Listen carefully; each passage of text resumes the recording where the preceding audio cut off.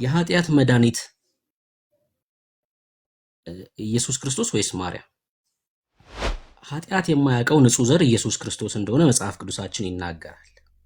ማርያምስ ኃጢአት የማያውቃት ንጹሕ ዘር ናት? አንተ እንዳልከው ልቀበልና መድኃኒት መሆኑን አሳየን ከዚህ ክፍል ላይ። በቃ እሱ ነው ዋናው። ኤግዛክትሊ መጀመሪያ መልካም እሺ፣ ነብዩ እንኳን ደህና መጣ። የኦርቶዶክስ ማርያም በቃሉ ስትመዘን ነው ርዕሱ። በኢትዮጵያ ኦርቶዶክስ ያሉ ትምህርቶችን በማርያም የተሰሩ ትምህርቶችን እያነሳን መጽሐፍ ቅዱሳዊ መሆናቸውን ቼክ እናደርጋለን ማለት ነው። የኃጢአት መድኃኒት ኢየሱስ ክርስቶስ ወይስ ማርያም? ኢየሱስ ክርስቶስ ነው። ኦኬ፣ ለኃጢአት መድኃኒት አይደለችም ማርያም? አይደለችም። አይደለችም ብለዋል። እሺ፣ ሰው መጽሐፍ እየከፈትን እናሳያለን ማለት ነው። አይደለችም ላለበት መጽሐፍ እየከፈትን እናሳያለን። ግን ለኃጢአት መድኃኒት አይደለችም ብለዋል። ዳንዬ ካለ ካላስቸገርኩ ብጽፈው እንዳይረሳ በኋላ። ለኃጢአት መድኃኒት አይደለችም ብሎናል። እሺ፣ ሁለተኛ መጽሐፉን ከፍተን ስናሳይ እናወራበታለን።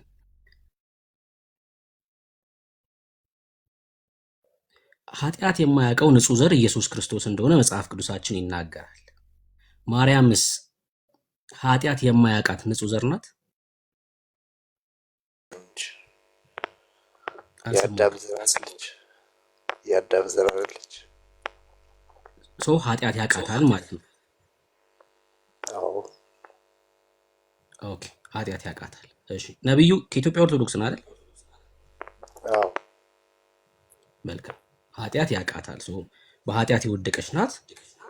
ኃጢአት የማያውቀው ኢየሱስ ክርስቶስ ብቻ ነው ብሎናል። ሁለተኛ ከመጽሐፉ ደግሞ ይሄንን እናሳያለን ማለት ነው። እሺ፣ ሶስተኛ ጥያቄ ማርያም ኢየሱስ ክርስቶስ እንግዲህ እንደሚታወቀው በሶስተኛው ቀን ከሙታን መካከል ተነስቷል፣ በከበረውም አካል ደግሞ አርጓል። ማርያምስ በዚሁ አካል አርጋለች ብለህ ታምናለህ? በከበረው አካል አላምንም። መጽሐፍ ቅዱሳዊ ማስረጃ የለኝም። ሰው አላረገችም፣ አልተነሳችም ከሙታን ማለት ነው። አዎ ኦ በጣም ጥሩ በጣም ጥሩ። ሶስቱንም አያምንም ነብዩ። አራተኛ ላንሳና እስካሁን በጠየቁት ላይ መጽሐፍቶችን ደግሞ እያነሳን ምናልባት ሂደን ከታች የገባው ልጅ ኦርቶዶክሳዊ ከሆነ እሱንም እንጠይቀውና ከዛ ታወራላችሁ። አራተኛውን ጥያቄ ልጠይቅ። መጀመሪያ አራተኛ ጥያቄ መጽሐፍ ሲናገር ድንግል መሲሁን እንደምትወልድ ተናግሯል በኢሳይያስ መጽሐፍ ላይ። በኢትዮጵያ ኦርቶዶክስ አስተምህሮ ስትወልድ ወይ ደግሞ ገብርኤል ሲያበስራት ብቻ ሳይሆን ከወለደችም በኋላ ድንግል ናት ብለው ያስተምራሉ። ወይ ደግሞ ድንግል በድንግልና ወለደች ብለው ያስተምራሉ በኢትዮጵያ ኦርቶዶክስ። ይሄ ትምህርት ትክክል ነው ብለህ ታምናለህ? አይ ከመውለዷ በፊት ድንግል እንደሆነች ነው የሚያስረዳው እንጂ ከዛ በኋላ እንደዛ የሚል ቃል የለም። አይ መጽሐፍ ቅዱስ ላይ ቃሉ አለ አይደለም? ኦርቶዶክስ እንደዛ ብላ ታስተምራለች። አንተ ትቀበላለህ ወይ? እሱንስ ነው ኦርቶዶክስ አንተ አትቀበለው? እኔ አልቀበለውም፣ መረጃው ስለሌለ። ኦኬ እንግዲህ እነዚህን አራቱን ነገር አንስተናል። እስከታች ያለው ወንድም ቼክ እናድርገውና ሁለቱ ያወራሉ ማለት ነው። እንግዲህ መጽሐፍ ቅዱስ እየጠቀሱ ማለት ነው። ከታች ያለው ወንድም ሂደን። አቤት ወንድሜ፣ እንኳን ደህና መጣ። እንኳን ደህና ቆየኸኝ ብሩኬ። እግዚአብሔር ይመስገን። ከየት ቤተ እምነት ነው? ኦርቶዶክስ ተዋህዶ።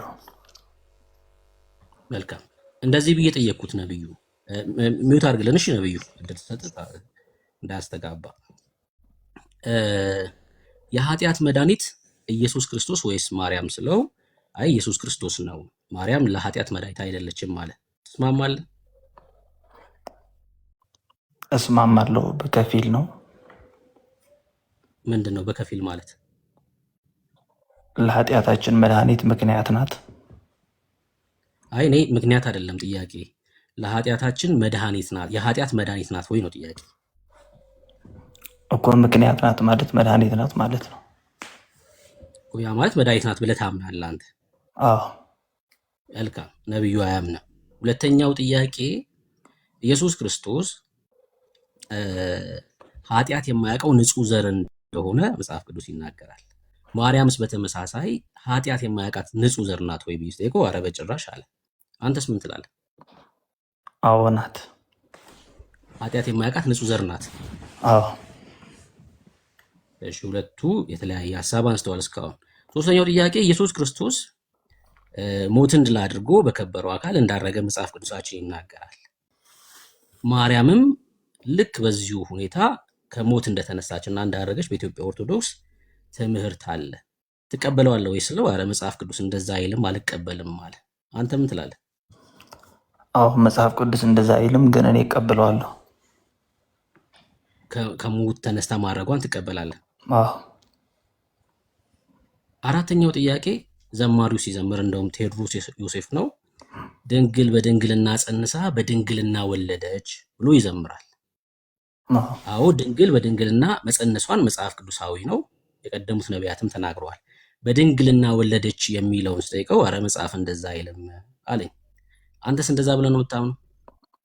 አዎ አምናለሁ። በድንግልና እንደወለደች ነው የምታምነው? አዎ።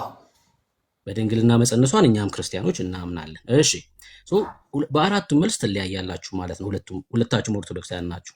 ለኃጢአት መድኃኒት ናት ብለሃል መጀመሪያ አንተ፣ እሱ ደግሞ አይደለችም ብሏል።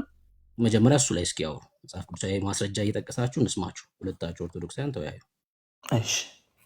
አይ እኔ ለኃጢአት መድኃኒት ምክንያት ናት ነው ያልኩት። እኔ ደግሞ ጥያቄ በደንብ ጥያቄ መመለስ ያለብህ እሱን የጠየቅኩት ለኃጢአት መድኃኒት ምክንያት ናት ወይ አይደለም የጠየቅኩት። የኃጢአት መድኃኒት ናት ወይ ብዬ ጠየቅኩት፣ አይደለችም ማለት። አሁን አንተንም እየጠየቅኩ ያለሁት ለኃጢአት መድኃኒት ናት ወይ ማርያም? አዎ ናት። ምክንያት ስለሆነች ብለን ነው የምናምነው እኛ። ግን ለኃጢአት መድኃኒት ናት ብለን ነው የምታምነው አንተ? አዎ። ያ ማለት ትርጉም ይለያያል። በቃ አሁን አውሩ፣ ሁለታችሁ ማውራት። ነብዩ ሁለታችሁም ኦርቶዶክሳውያን ናችሁ፣ ተወያዩ። እሺ። እንዴት ነህ ነብዩ ወንድሜ? ሰላም ነው። ኦኬ። ብሩክ የጠየቀን እመቤታችን ቅድስት ድንግል ማርያም ለኃጢአት መድኃኒት ናት ወይ የሚል ጥያቄ ነው። አንተ አይደለችም ብለህ መለስክለት። እኔ ደግሞ ከኃጢአት እንድንድን ምክንያታችን ናት አልኩኝ።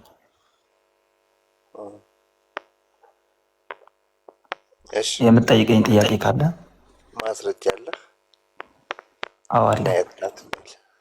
አዎ ምክንያታችን ናት እኮ ማስረጃ አውጣለች። ናት መጽሐፍ ቅዱስ ይዘሃል? አይ አንተ ናት ካልክ አውጣና አንተ አንብብል። አዎ ኦኬ። ኤግዛክትሊ መጽሐፍ ቅዱስ ከያዝክ ኦሪት ዘፍጥረት ምዕራፍ 3 ቁጥር 15 ጭራሽ ኦሪት ዘፍጥረት ውስጥ ማርያም ምክንያት እንደሆነች ይናገራል ሚላለ። አዎ እንኳን በብልሽ ኤግዛክትሊ እኮ የሚያነብልን ያነብልናል። እስኪ እኔ መጽሐፍ ቅዱስ አልያዝኩም፣ ስልኳ አንድ ስለሆነ ነው። ግን ያነብልናል ወይም ብሩክ ወንድማችን ያነብልናል። ምንድን ነው የጠቀስከው? ኦሪት ዘጸአት ነው። ኦሪት ዘፍጥረት 3:15 በትልቁ አድርገውና አሳየን። ላንብብላችሁና ካልሆነ ግን በትልቁ አደርግላችኋለሁ፣ ችግር የለውም። ኤግዛክትሊ በአንተና በሴቲቱ መካከል በዘርህና በዘሯ መካከል ጠላትነትን አደርጋለሁ። እርሱ ራስህን ይቀጠቅጣል፣ አንተም ሰኮናውን ትቀጠቅጣለህ። ኤግዛክትሊ ጨርስልኝ። ልቀጥል? 15 አለቀ። ልቀጥል? እሺ ልቀጥል? ቀጥል እያልከኝ? እሺ በቃ ይበቃናል፣ ችግር የለም። እሺ አብራራለሁ። ላብራራልህ ነው ነብዩ ወንድሜ። ሴቲቷ እዚህ ያለች አንዲት ሴት አለች። አንተ የተባለ እባብ አለ። እግዚአብሔር የሚናገረው ለእባቡ ነው። እግዚአብሔር ለእባቡ ሲናገረው በአንተና በሴቲቱ መካከል በዘሯና በዘርህ መካከል ጠላትነትን አደርጋለሁ ይላል። ይህ ክፍል ትምህርቱ ሁላችንም የምንስማማበት ሳይሆን ብቻም ዓለም በሙሉ የሚስማማበት ፕሮቶ ኢቫንጀሊዝም ይባላል። ለመጀመሪያ ጊዜ ስለ ኢየሱስ ክርስቶስ የተነገረበት ቦታ ነው። ለመጀመሪያ ጊዜ መሲሁ ኢየሱስ ክርስቶስ መጥቶ እንደሚያድነን የሚናገር ክፍል ነው። ሰይጣን ደግሞ እስከ መስቀል ድረስ እንደሚያደርሰው የሚናገር ክፍል ነው። በዚህ መሃል አንዲት ሴት አለች። በአንተና በሴቲቱ መካከል ይላል ቃሉ። አንተ የተባለው እባብ ተመስሎ የመጣ ሰይጣን ነው። ሴቲቱ ደግሞ ሔዋን ናት። በዘርህና በዘሯ መካከል ጠላትነት አደርጋለሁ ይላል። አንዲት ሴት ዘር ያላት ሴት አለች። ይቺ ሴት የአዳም ዘር ያልሆነ ዘር ያለው በሴት ብቻ የሚጠራ ዘር ያላት ሴት አለች። ይህ ትንቢት ቅዱስ ጳውሎስ በመጨረሻ ላይ እንደተናገረው እነሆ ጊዜው ሲደርስ ከሴቲቷ የተወለደው መጥቶ የሰይጣኑን ጭንቅላት ቀጠቀጠ ብሎ እንደተናገረው ከሆነ ይህ ጭንቅላቱ የሚቀጠቅጠው የተባለው የሚወለደው ከሴቲቷ ኢየሱስ ክርስቶስ እንደሆነ በግልጽ መጽሐፍ ቅዱስ ይናገራል። በአዲስ ኪዳንም ተነግረዋል ማለት ነው ይሄ ትንቢት። ስለዚህ ይቺ ሴት ኢየሱስ ክርስቶስን የወለደችው ደግሞ ድንግል ማርያም ናት። ይቺ ሴት ድንግል ማርያም ናት። ኤግዛክትሊ ለጊዜው የተነገረው ለሔዋንና ለእባቡ ቢሆንም ይህ ትንቢት የተፈጸመው ደግሞ በኢየሱስ ክርስቶስ መምጣት ነው። ስለዚህ ጭንቅላቱ የቀጠቀጠው የሰይጣኑ ጭንቅላት የቀጠቀጠው ኢየሱስ ክርስቶስ ከሆነ ዘሯ ተብሎ የተገለጸው ኢየሱስ ክርስቶስ ከሆነ ሴቲቷ ድንግል ማርያም ናት። አንደኛ ዘሯ የሚባለው የሴት ዘር ነው።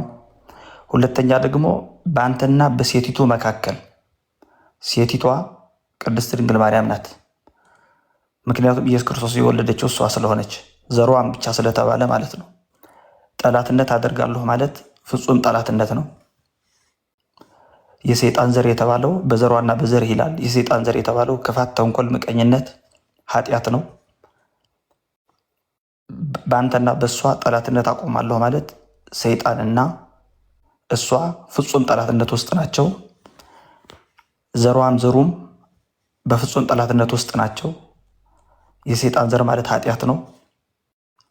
የእሷ ዘር ኢየሱስ ክርስቶስ ነው። ኢየሱስ ክርስቶስ ፍጹም ኃጢአት እንደማይደርሰው እሷም ከሰይጣኑ ጋር በፍጹም ጠላትነት እንደቆመች ይናገራል። አይ በቃ እሺ፣ ቃል በቃል አድርገው ነገሩን እንዳይሰፋ ቃል በቃል ነው እየተናገርኩት ያለሁት። ስለዚህ ይህ ቦታ ቃል በቃል አይደለም፣ ስለ ሔዋን የሚናገር ነው። እዛ ያ አውድ ስለ ሔዋን ነው እንጂ የሚናገረው ስለ ማርያም እየተናገረ አይደለም። ኤግዛክትሊ ይህ ትንቢት የተፈጸመው መቼ ነው? ይህ እኮ ትንቢት እኮ አይደለም እኮ ስለ ሔዋን ነው፣ ስለ ሰይጣን ነው። ትንቢት ነው። ዘፈረስት መሳያኒክ ፕሮፌሲ ይሉታል አባቶች ወይም ምሁራኖች። የመጀመሪያው ጊዜ የነቢዩ የመሲሁ ትንቢት ነው። ይህ ቦታ ቃል በቃል ጠቅሼ ነግሬሃለሁ። ይህ ስለ ኢየሱስ ክርስቶስ እያወራ ነው። ቃል በቃል ማለት እኮ ስለ ማርያም አይናገርም። ቃል በቃል ማለት ስለ ማርያም የሚናገር ነው አይደለም። ይህ ጭንቅላት ይቀጠቅጣል የተባለው ኢየሱስ ክርስቶስ ነው አይደለም። ማርያም ለመዳን ምክንያት የሆነችን ተብሎ ቃል በቃል የተነገረው ይሄ ነው ወይ ነው? አይደለም።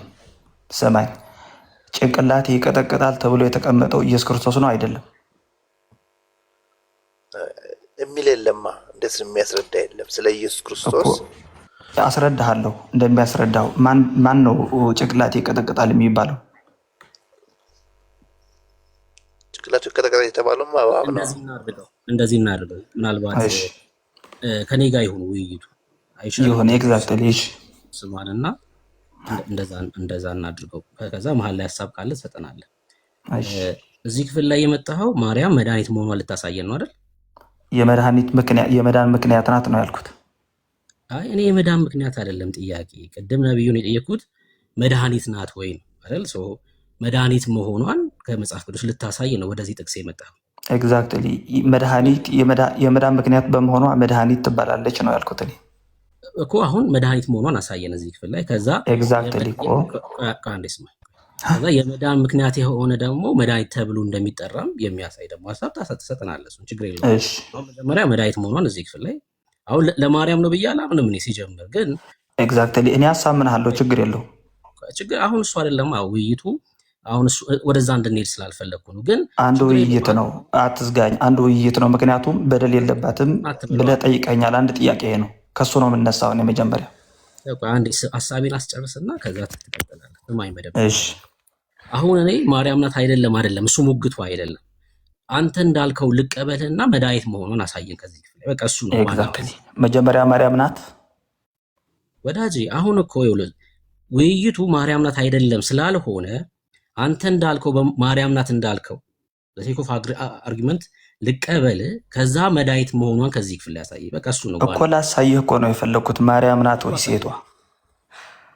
ጎበዜ ያሰማም እንዴ ለተቀበልኩ አልኩ እኮ። አሁን እዚህ ክፍል ላይ ማርያም ናት አልከኝ፣ እሺ አልኩ። አሁን መድኃኒት መሆኗን ከዚህ ክፍል ላይ ያሳይ። ኤግዛክትሊ ይመጣልሃለሁ፣ ችግር የለውም። አንድ ቃል ነው አስረግጬ ማለፍ የፈለግኩት። ይህ ቦታ ስለ ኢየሱስ ክርስቶስ የተነገረ ቦታ ነው። ለመጀመሪያ ጊዜ ሴቷ ማርያም ናት እኮ። አሁን አሳየኝ መድኃኒት መሆኗ። እኔ አሁን ማርያም ናት አይደለም ውይይቱ። እዚህ ክፍል ላይ መድኃኒት ያለ መድኃኒት ካለ አሳየኝ። ጥያቄው እሱ ስለሆነ ማለት ነው። ኤግዛክትሊ እሺ። መድኃኒት የሆነችው በኢትዮጵያ ኦርቶዶክስ ተዋሕዶ ቤተክርስቲያን መሰረት ነው የጠየቀኝ። ማርያም ቤዛዊት ወይም ሪደምሽኒስት ሴት ወይም ቤዛ ብለን የምንጠራበት ምክንያት መልአኩ ገብርኤል መጥቶ ሲያበስራት ሰማኸኝ አይደል? አሁን ቤዛ ናት ወይ አየለች ናት ወይ ረድኤት ናት ወይ አይደለም ጥያቄ። ረድኤት አይደለችም። እኔ እሱ አይደለም ጥያቄ። ቤዛ ናት ሰብለ ናት ምናምን አይደለም ጥያቄ። እዚህ ክፍል ላይ መድኃኒት የሆነች ሴት ካለች እዚህ ክፍል ላይ ያሳየኝ። እሱ ነው ጥያቄ እኮ። መድኃኒት እኮ ነው እያሳየሁ ያለሁት እኮ። አሳየኛ። ቁጥር 15 ላይ ጠቅሳል፣ ዘፍጥረት 3:15 እዚህ ክፍል ላይ መድኃኒት የሆነች ሴት ካለች አሳየኝ። ወልድ አስገኘች። እኔ ማርያም እኮ ኢየሱስን ስለመውለዷ እኮ ጥያቄ የለብንም እኛ። መድኃኒት የሆነች ሴት ካለች አሳየኝ። ዘፍጥረት 3:15 ለምንድን ነው ኃጢአት እንዳይኖርባት የተፈለገችው ሴቷ? እኔ እሱ ጥያቄ አይደለም። መድኃኒት አንድ ጥያቄ ነው። አሁን የመጠየቅ ቦታ ላይ አይደለም ያለው አንተ። ለእምነት ማስረጃ የምሰጥበት ስፍራ ላይ ስለሆነ አሁን ዘፍጥረት 3:15 ላይ መድኃኒት የሆነች ሴት ካለች ንገረን። እሱ ነው ርዕሱ ማለት ነው። ሀሳቡ እሱ ስለሆነ አትሸሻ። እየሸሸህ እኮ ነው። በዚህ ሲይዘህ በዚህ ሸሸህብኝ። ምንድን ነው ያደረግኩ መሰለህ? አንተ እየተጠየቅ እኔ ምኑን ሸሻለሁ? የሚመልስ ሰው ነው የሚሸሸው። ስማኛ፣ እየሸሸህብኝ ያለሁ በምን እንደሆነ ታውቃለህ? እኔ ጥያቄ ጠየቅከኝ፣ መለስኩልህ ጥቅሱን። ሳንስማማ ዝለል አልከኝ፣ አልዘልም አልኩ። ምኑን ነው የምዘለው? አዎ ይቺ ሴት ሔዋን ናት፣ ማርያም ናት። እኔ እሱ ጉዳይ አይደለም። አንተ እንዳልከው ጉዳዬ ነው። ለእኔ ጉዳዬ ነው። ሔዋን ናት፣ ማርያም ናት። አስረግጠን እንለፍ። ሲጀመር ከነቢዩ ጋር ነው ክርክሩ። እኔ ተቀብያለሁ። እሺ አንተ ማርያም ናት አልከኝ አይደል? እሺ አልኩህና እዚህ ክፍል ላይ ማርያም ብለህ አንተ ተረዳ። ተቀበልኩህ። እኔ በቃ እኮ ግድ እንድጨቃጨቅ ማለት የለብህም። ተቀበልኩ እያልኩህ አሁን መድኃኒት የሆነች ማርያምን አሳየን ከዚህ ክፍል ላይ። በጣም መድኃኒት የሆነች ማርያም ደግሞ ላሳየህ ነው አሁን እኮ። አሳየኝ እዚህ የጠቀስከው ጥቅስ። በቃ እኔ የኢትዮጵያ ኦርቶዶክስ ተዋሕዶ ቤተክርስቲያን አማኝ ነኝ። ፓርሻሊ ነብዩ የሚለውን እቀበላለሁ ነው ያልኩህ። አሁን እነዚህ ናቸው እኮ ገብተው አሁን ሰምተኛል። አሁን ነብዩ አይደለም ጉዳዩ። ዘፍጥረት 3:15 ላይ መድኃኒት የሆነች ሴት አሳየኝ የጠየቀኝ። ስማ ልንገርህ እንዴ፣ እንትን አትበል፣ ወደዚህ አትዙርብኝ። እየነገርኩ ያለሁት ፓርሻሊ ምክንያተ ድኂን ናት ብለን ነው የምናምነው። ቤዛዊት ማለት ምክንያተ ድኂን ማለት ነው በእኛ። በቃሉ ስትመዘናልክ በቃሉ መዘንኩልህ። እንደዚህ እናድርጉ። በቃ አሁን ውይይቱን ደግሞ አሁን መድኃኒት ናት የሚል የለም። የመዳናችን ምክንያት ናት የሚል ደግሞ ከቃሉ ላይ ያሳየንሽ። አዎ አሳያለሁ። ከቃሉ ነው የማሳየህ እኮ ብያለሁ እኮ። አሳየንሽ። ሉቃስ ወንጌል ሂድ፣ ምዕራፍ 1 አንብብል። እሺ ንገረኝ፣ ችግር የለውም። ሉቃስ ወንጌል ምን አለ? እኮ ምን አለ ሉቃስ ወንጌል ላይ ምን ልታሳይ ነው? ቁጥር ስንት ላይ? እንደ ቃልህ ይሆን አለችው አላለችውም? መልአኩ ገብርኤል ሲመጣ ሉቃስ ወንጌል 1:26 ጀምሮ መልአኩ አበሰራት፣ ከዛ ወለደችው ጌታን። በቃ ታዲያ ምንድን ነው? ወለደችው አይደለም፣ ወለደችው አላልኩም እኔ። ወለደችውም አሁን እኔም አንተም እንስማማለን ብሩኬ። እኔ ያልኩ እንደ ቃልህ ይደረግልኝ አለችው አላለችውም? ታዲያ አበሰራት፣ እሺ ያለች፣ ተቀበለች። እሺ ያለች መሆኗን አሳየኝ ነው ጥያቄ። ኦኬ ቆይ እሺ ብላ መቀበሏ ነው ምክንያት የሆነችው አልኩ። ገብርኤልም እኮ ሲላክ እሺ ብሎ መጥቷል። ገብርኤል የመዳናችን ምክንያት ነው። እኔ ስማኝ እየሰማኸኝ ነው? እዚህ ላይ እሺ ብሎ ታዞ በመምጣቱ ገብርኤል የመዳን ምክንያት ነው ወይ? ዮሴፍ ዮሴፍ በስውር ሊተዋት አሰበ። መልአኩ መጣና ከእርሷ የተጸነሰው ከመንፈስ ቅዱስ ነውና እጮኛ ማርያምን ለመውሰድ አትፍራ ሲል እሺ አለ ዮሴፍ። የመዳናችን ምክንያት ነው ዮሴፍ? እሺ አይደለም፣ እሱ አይደለም እኮ። እሺ ማለት የመዳን ምክንያት አይደለም። እሱ አይደለም የለያት። ዮሴፍ የማንኛውም ሰው ምሳሌ አይደለም። እኔ ያልኩ ስማኝ፣ ቅድስት ድንግል ማርያም እሺ ማለቷ የሔዋን ፍጹም ተቃራኒ መቆሟ ነው የሚያሳየው ነው ያልኩክ። እኔ እሱ አይደለም ጥያቄ። እሺ ማለት እኔ ደግሞ እሱ ነው መልሴ። ኧረ ስማኛ ወዳጅ እኮ መልስማ እሱ ሆነ ገብቶኛል። ግን ምንድን ነው አንተ የተረዳኸው ነው። አሁን የእሷ እሺ ማለት የመዳናችን ምክንያት ናት ብሎ የተረዳው ማን ነው? ሺደን ነው። አባቶች አንዴ ሰው የትኞቹ አባቶች? ሐዋርያት? ኦሪገን ነው እንደዛ ያለው። እኔ ምን አገባኝ ስለ ኦሪገን? ኦኬ እኮ ቸርች ፋዘርን ያምናለሁ አልጠየቀኝም። አንዴ ስማኝ አንዴ መጽሐፍ አባቶች ከመጽሐፍ ቅዱስ ካልጀመረ ከመጽሐፍ ቅዱስ ነው የጀመረው እኮ። መጽሐፍ ቅዱስ ላይ እሺ ማለቷ የመዳናችን ምክንያት አድርጓታል ተብሎ ተጽፏል። እሺ አሳየኝ ጥቅስ። ምክንያቱም ሔዋን እሺ ብላ ዕፀ በለስ በመብላቷና የእግዚአብሔርን ቃል እሺ ብላ ባልመስዋዕቷ የኃጢአት ምክንያት እንደሆነች ተቆጥሯል። እኔ አንተን ማብራሪያ አሁን የነገርኩህ ቦታ አሳየኝ። እሺ ሔዋን አሁን የነገርኩህ ቦታ እሺ ይኸውልህ ስማኝና መልስ። ሰምተህ ካልሆነ የምትመልሰው አይሆንም። ሔዋን በለሱን በመብላቷ የመጥፋታችን ምክንያት ተደርጋለች ብልሃል። እስኪ ማስረጃ አስተይለሱ። ኤግዛክትሊ አሁን እኮ ነገርኩህ። አሁን የመጀመሪያ ምዕራፍ 3 የጠቀስኩልህም ዙረህ ወደዚህ ያመጣኸኝ በዚህ ምክንያት ነው። ተግባብተናል። እኔ እናንተ ምዕራፍ 3 ቁጥር 15 የተነገረው ቦታ የሔዋን አለመታዘዝና ወደዚህ ዓለም በአንድ አዳም አለመታዘዝ ምክንያት ወይም ኃጢአት ምክንያት ሞት ወደዚህ ዓለም እንደገባ ታውቃለህ። እኔ ጥያቄ ስለ አዳም አለመታዘዝና ስለ ክርስቶስ ኢየሱስ መታዘዝ አይደለም ጥያቄ። ያወራው ስለ ሔዋን ነው እና ስለ ማርያም ነው እያወራ ያለው። ስለ በሔዋን ምክንያት ኃጢአት ወደ ዓለም ገባ ብለሃል። እስኪ ማስረጃ አስጠን። ይሄ በጣም ነውር እኮ ነው። ያልተጻፈ ነገር ዝም ብሎ ማውራት ነውር ነው በጣም። ይልቁንስ መጽሐፍ ቅዱሳችን ሲናገር የመዳናችን ምክንያት ማርያም ናት ሳይሆን ጌታችን ኢየሱስ ክርስቶስ ነው ብሎ ነው የሚናገረው መጽሐፍ ቅዱስ። የመዳናችን ምክንያት ማን ነው የሚለው? ኢየሱስ ክርስቶስ እንጂ ማርያም የመዳናችን ምክንያት ተብሎ አልተጻፈም። ሰው ሰራሽ ትምህርት ነው። ሰው ሰራሽ ትምህርት። ኦኬ ማስረጃ ካለ ስጠኝ፣ ካልሆነ ብዙ ሐሳቦች ስላነሳ ወደ እነዚህ ሐሳቦች እንሄዳለን።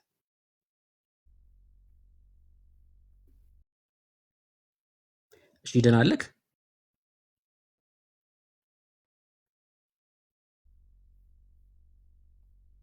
እኔ ያለውኝ ሰኒ ነብዩ አለው አለ እሺ ነው ያለውኝ። እሺ ኔትወርኩ ይሆናል እሱ። እሺ ኔትወርኩ አንዴ ካሜራ ልክፈት። በተናገርኩት ነገር ማስረጃ እንዳሰ የመዳናችን ምክንያት ኢየሱስ ክርስቶስ ነው የሚለው እስቲ ያነብለት አውጣና። እሺ እኛማ እናወጣና እናነባለን።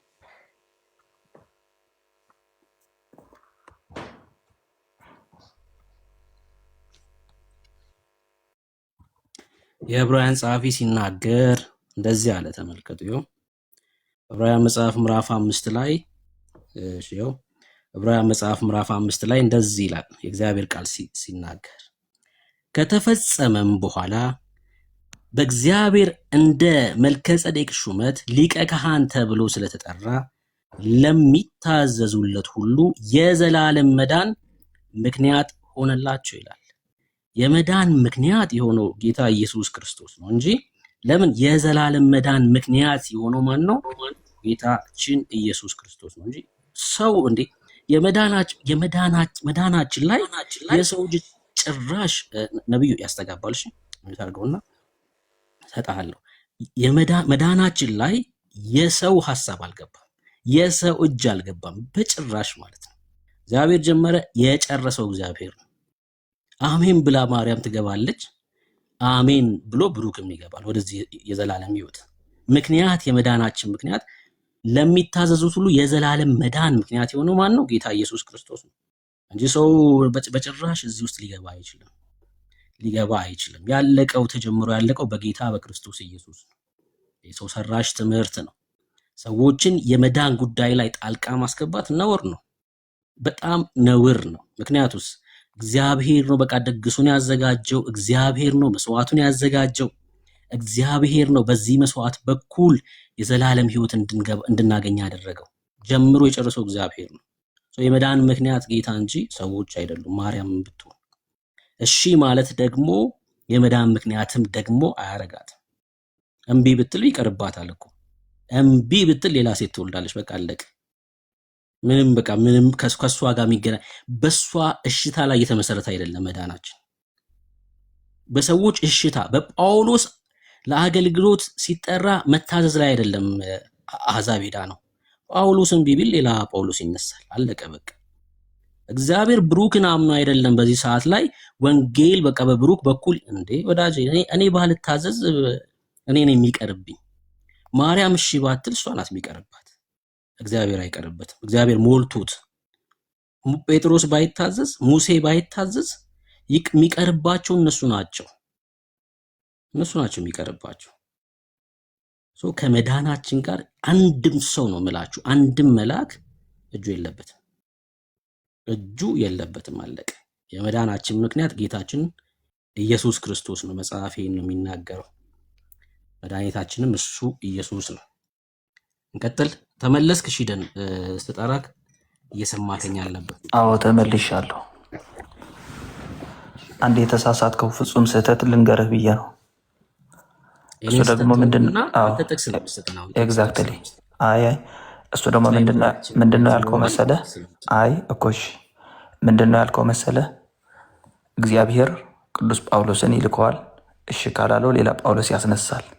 ይህ የእግዚአብሔር ተአምር መሆኑን ያልካድኩም በኦሪት ዘፍጥረት ቁጥር 3 ምዕራፍ 3 ቁጥር 15 ያለችው ሴት አንዲት ሴት ንጹሕ ዘር ሆና እንድትዘጋጅ እግዚአብሔር እያስቀመጠ የሔዋን ምትክ እያስቀመጠ እንደሆነ ይናገራል።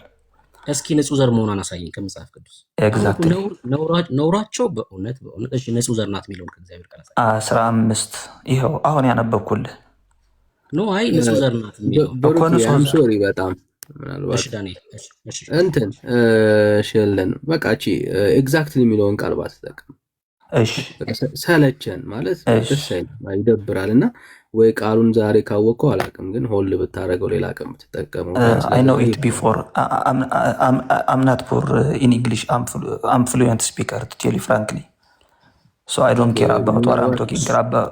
No don't worry about my language fluency. Okay አይ ስለ ቋንቋው አይደለም።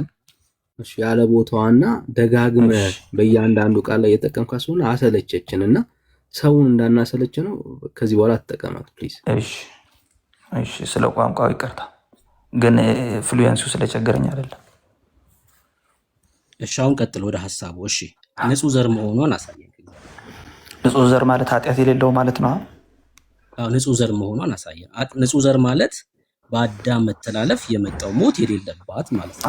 አሁን የጠቀስኩልህ ጥቅስ ተመልሰህ የት ማለት ነው? ምዕራፍ 3 ቁጥር 15 ኦሪት ዘፍጥረት ላይ። እሺ ያው ንጹሕ ዘር መሆኗን አሳየኝ።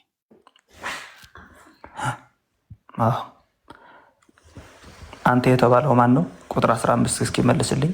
እየተጠያየቀ ነው። አይ እኔ አንተ የተባለው ምናምን ሳይሆን ንጹሕ ዘር መሆኗን አሳየኝ። ንጹሕ ዘር የሚል ሴት አሳየኝ እዚህ። በሰይጣንና በሴቲቱ መካከል ጠላትነት አለ። እሱ አይደለም ጥያቄ። እኔ እሱ ጠላትነት እሱ ነው ንጽህናዋ። ወደ ሌላ ትሄድ። ጠላትነቷ ነው ንጽህናዋ። አዎ ቀልደኛ እኮ ነህ አንተ። ኤግዛክትሊ። አሁን ልድገምልህ። ኤግዛክትሊ የሚለው ቃል ምኑን ቀልደኛ ነህ ስለው ኤግዛክትሊ ያለ። አዎ ቀልደኛ ነህ፣ ትክክል ነህ። አዎ ቀልደኛ እንደሆንክ አውቃለሁ። የኔ ጥያቄ ንጹህ ዘር እዚህ ክፍል ላይ ንጹህ ዘር የሆነች ሴት አሳየኝ ነው። በዘሯና በሴቲቷ መካከል ከሰይጣን ጋር ምንም ህብረት የላትም። ከሰይጣን ጋር ህብረት የሌለው ሰው ደግሞ ንጹህ ዘር ነው። እኔ እሱ አይደለም ጥያቄ። ንጹህ ዘር የሆነች ሴት አሳየኝ። ይኸው ከሴት አትሰማም እንዴ ብሩኬ? በኢየሱስ ስም ስማኝ እንጂ ብሩኬ። በሴቷና በሰይጣኑ መካከል ህብረት የለም፣ ጠላትነት አለ። ከሰይጣን ጋር ያላበረ ደግሞ ንጹህ ነው። እሱ አይደለማ ጥያቄ። እኔ በኢየሱስ ሰማሁህ እኮ ስማኝ አልከኝ፣ ሰማሁህ። እኔ ደግሞ ሳወራ መስማት አለብህ። በኢየሱስ ስም፣ በተክለ ሃይማኖት ስም፣ በበርሶባ ስም እሱ ምን እንትን የለውም። አሁን ንጹህ ዘር እዚህ ክፍል ላይ አሳየኝ። ለምሳሌ እንደዚህ አድርጌ ልጠይቅህ። የዳዊት ልጅ ናት አይደል? እሷ አውቃለሁ በስጋ። ታዲያ በስጋ ማለት በሌላ ምን አይነት ልጅነት አላት ታዲያ? ኢየሱስ ክርስቶስም እኮ የዳዊት ዘር ነው። እኔ ስለ እሱ አይደለም ስለ ማርያም ነው የጠየቁት እኮ። ምንድን ነው የዳዊት ዘር መሆኑ ምንድን ነው ልዩነቱ እኮ? ስማኛ፣ የዳዊት ዘር ናት ወይ በስጋ ማለት ሁሉም ሰው በቃ ሰው ነው። እሷም ሰው ናት። ከወንድና ከሴት ጋር ነው የተወለደችው አይደል? መልካም። የዳዊት ዘር ኃጢአት የማያውቀው ነው፣ ንጹህ ዘር ነው። እመቤታችንና ኢየሱስ ክርስቶስ እኮ አልኩ። እኔ አሁን የጠየቁ ስለ ዳዊት ነው። ዳዊት ንጹህ ዘር ነው ወይ? የማን ዘር ንጹህ ዘር ነው እያልከኝ ነው? ዳዊት ንጹህ ዘር ነው ወይ? ኃጢአት የማያውቀው ዘር ነው የዳዊት ዘር?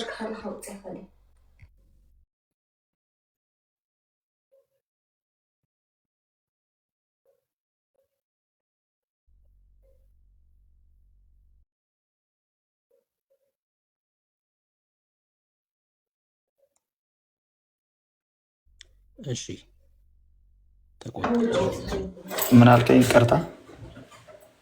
እኔ የጠየቁ ዳዊት ንጹህ ዘር ነው። ንጹህ ዘር አይደለም። ንጹህ ዘር የሆነው በእግዚአብሔር መመረጥ ነው። እሱ ኃጢአት ስላልደረሰው አይደለም የተባለው። ምንድን ነው ያልከው? ኃጢአት ስላልሰራ አይደለም እንደዛ የተባለው እሱ። እኔ ጥያቄ ኦኬ፣ ንጹህ ዘር ነው ተብሏል እንዴ ዳዊት?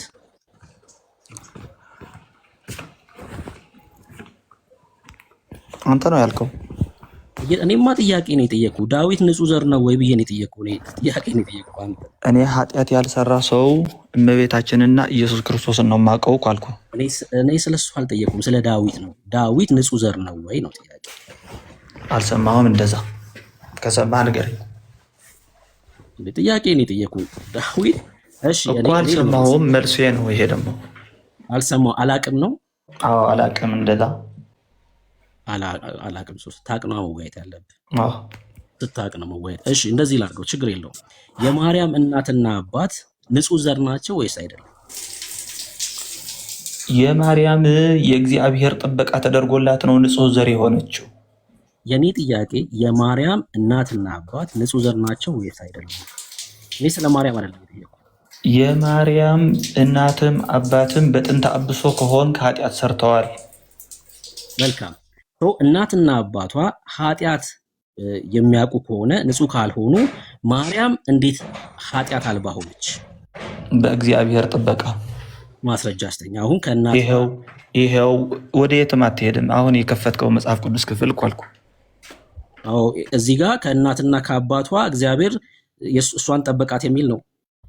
አዎ አንዲት ሴት ኃጢአት እንዳይደርሳት የጠበቃታለች እኮ። አሳየኝ፣ እሱን አሳየኝ። ከእናትና ከአባቷ ይቺ ሴት እኮ አልኩ። ይቺ ሴት በአንተና በሴቲቱ መካከል ሌላ ቦታ መሄድ አይጠበቅብህም እኮ አልኩ።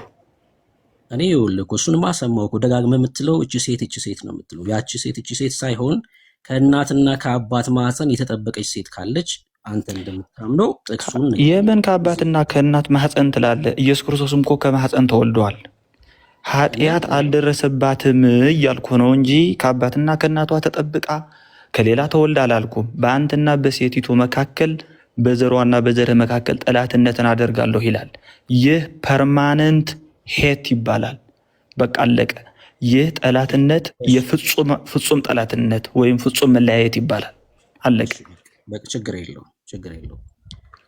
በዚህ ክፍል ላይ ማርያም ከእናትና ከአባቷ ማለት የማርያም እናትና አባት በኃጢአት ወደ እናትና አባቷ አልሄድንም። ስለ አንዲት ሴት ነው እያወራሁ ያለው። የሆነች ሴት አለች። አንተ ስታወራ እኮ ነው የምሰማህ። የሚል እግዚአብሔር ቃል እየተናገርክ ስለሆነ አይደለም። ነገር ግን አክብሬ መወያየት ስላለብኝ ነው። እኔም ደግሞ ሳወራ መስማት ነው። እኔ ግን አክብሬ የእግዚአብሔር ቃል እያወራ ስለሆነ ነው እየሰማሁ ያለሁት እንጂ ሌላ ውይይት ቢሆን እየሰማህ አይደለም እኮ እያቋረጥክ ነው ያለው። ሳወራ እያቋረጥክ እየሰማሁ ትላለህ።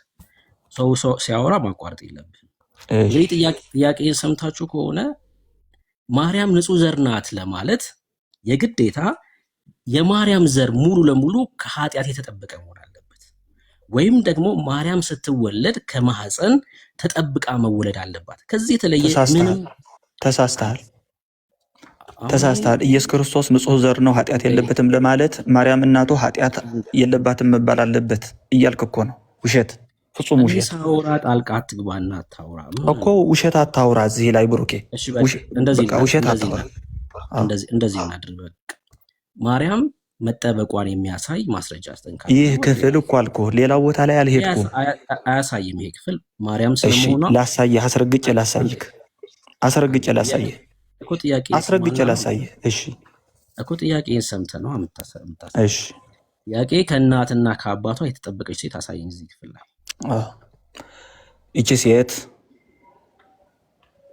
በአንተና በሴቲቱ መካከል ተብላ የተጠቀሰችው ሴት ከእናቷ በል ከአባቷ በል ከዘመዶቿ በል ከምንም በል አንዲት ሴት አለች። ይቺ ሴት ደግሞ አንድ ዘር አላት።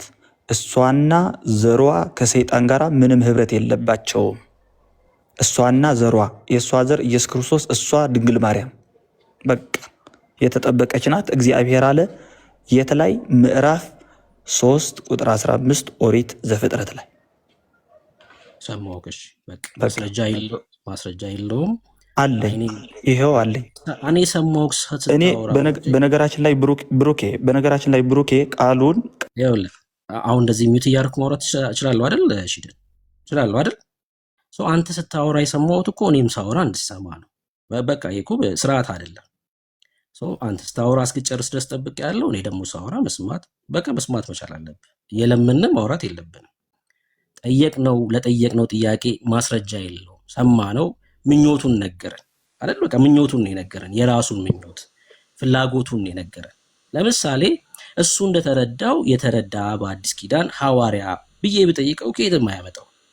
ይሄ ማለት የእሱ ብቻ የሆነ ትምህርት ነው፣ መጽሐፍ ቅዱሳዊ አይደለም። ልክ አሁን እሱ እንደተረዳው በአዲስ ኪዳን ላይ ንጹሕ ዘር፣ ለምሳሌ ጌታ ኢየሱስ ክርስቶስ ኃጢአት እንደማያውቀው የአዲስ ኪዳን ጸሐፊ ነገርን። እኔ አሁን ጌታ ኢየሱስ ክርስቶስ ኃጢአት አያውቀውም ስል የሆነ ክፍል በራሴ መረዳት ነው እንደዛ እያልኩ ያለሁት? ኧረ በጭራሽ።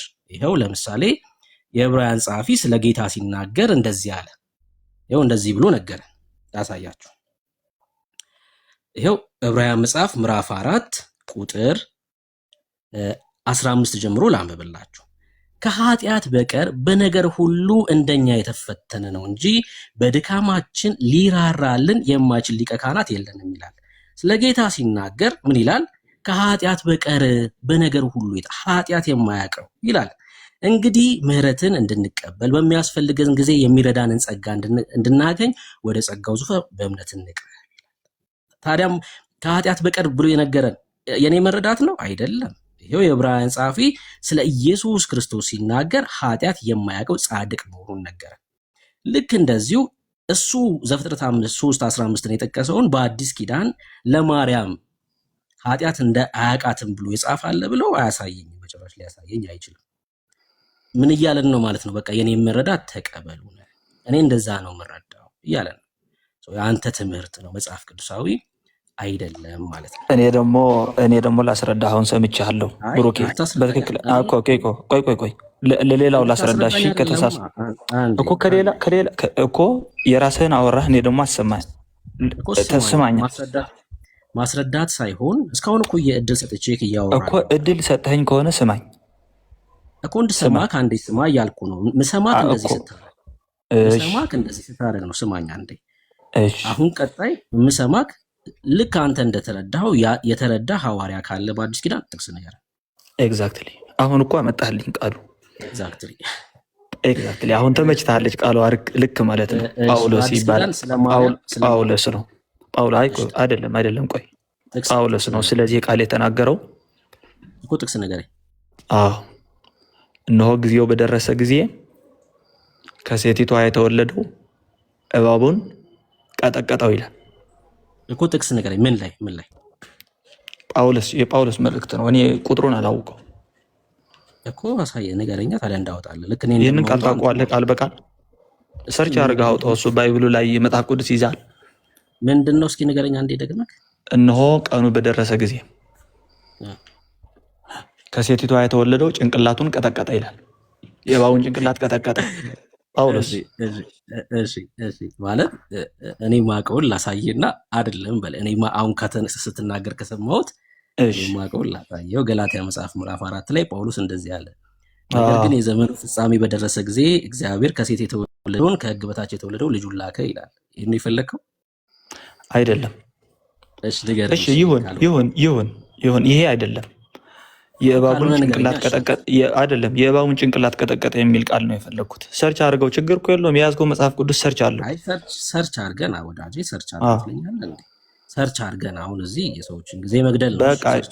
በቃ እሺ፣ ችግር የለውም። እኔ ሌላ ጥቅስ ልስጥህ። ራእየ ዮሐንስ ምዕራፍ 12 ግባ። ቀድመም ከልጁ ጋር ስትከራከር ስለነበረ ስለሰማሁ በዚህ ጉዳይም ጨምርልሃለሁ።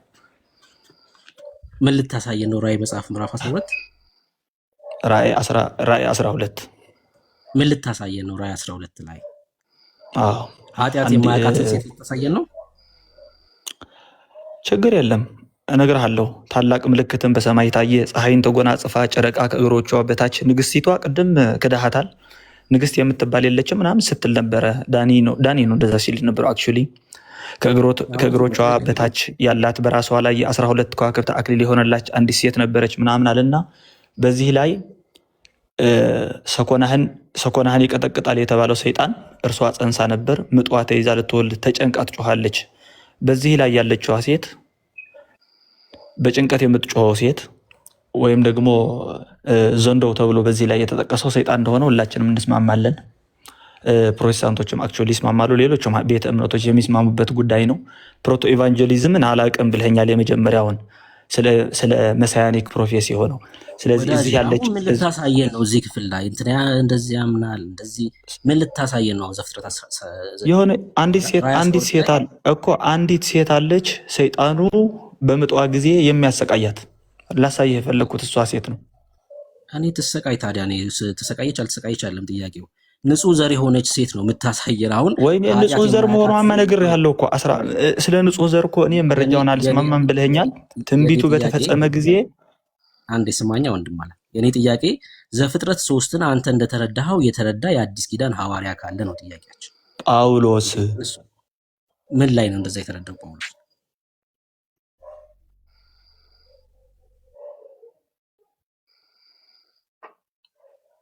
የትኛው ጥቅስ ላይ ነው የተረዳው ጳውሎስ እንደዛ?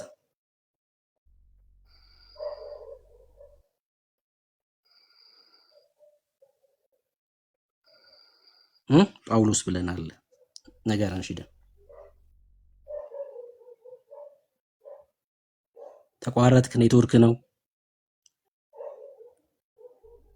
ጳውሎስ ነው ያለው። ይህንን ቃል የማታውቀው ከሆነ ወይም ሌላ ጊዜ ይዤ እመጣለሁ። ግን ቃል በቃል ነው እየነገርኩ ያለሁት። የሚያውቀው ከሆነ ዳኒ የሚያውቀው ከሆነ እነሆ ቀኑ በደረሰ ጊዜ ከሴቲቷ የተወለደው የእባቡን ጭንቅላት ቀጠቀጠ። እሺ እንደዚህ እናድርግሽ። እኔ እውነት በዋቅ አወጣልህ ነበር። እኔ ችግር የለብኝም። ጥቅስ ዳኒ የሚያውቀው ከሆነ ጠይቅ። አንድ ሰው ችግር የለውም። ይሄን ጥቅስ እሱ ያለውን ጥቅስ የምታውቁ ሰዎች ጥቅስ ንገሩን እስኪ። ከታች 300 ሰው ስላለ ምናልባት እነሱ ያግዙናል። እስኪ ንገሩን። እሱ የተናገረው ጥቅስ በጳውሎስ መልእክታት ላይ ካለ ንገሩ። እሱ ምናልባት ረስቶት ሊሆን ይችላል። ችግሩ ደግሞ ገድላትም ስለሚያነቡ መጽሐፍ ቅዱስ ይመስላችኋል። ችግሩ እሱ ነው። ንገሩት እስኪ ጥቅሱም እርዱት። አሁን ገላትያ 4:4ን የዘመኑ ፍጻሜ ስላለ እኔ ገላትያ 4ን ወጥቻለሁ። እንደዚህ የሚል ጥቅስ እውነት ለመናገር አላነበብኩም። ባነብ ግን እረዳው ነበር። ገላትያ 4ንማ አውጥቼ አሳይቼዋለሁ። እሱን አይደለም አልፈልግም፣ እሱን አይደለም የፈለግኩት አለ። ፈልግ ኤስር ይፈልግ ከየትና አምጣ ይላል። ይፈልግ አለ ብሎ አልፈልጉ ወይ ከገድላት ይፈልጉልክ የለም እያሉ ነው። ሺደን ከገድላት ይፈልጉልክ ከድርሳናት ምናምን መጽሐፍ ቅዱስ ላይ የለም አሉ።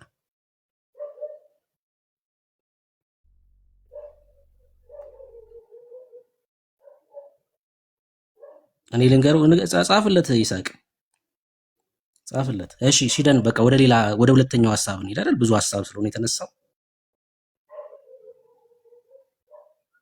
እያወራ ከሆነ እየተሰማኝ አይደለም።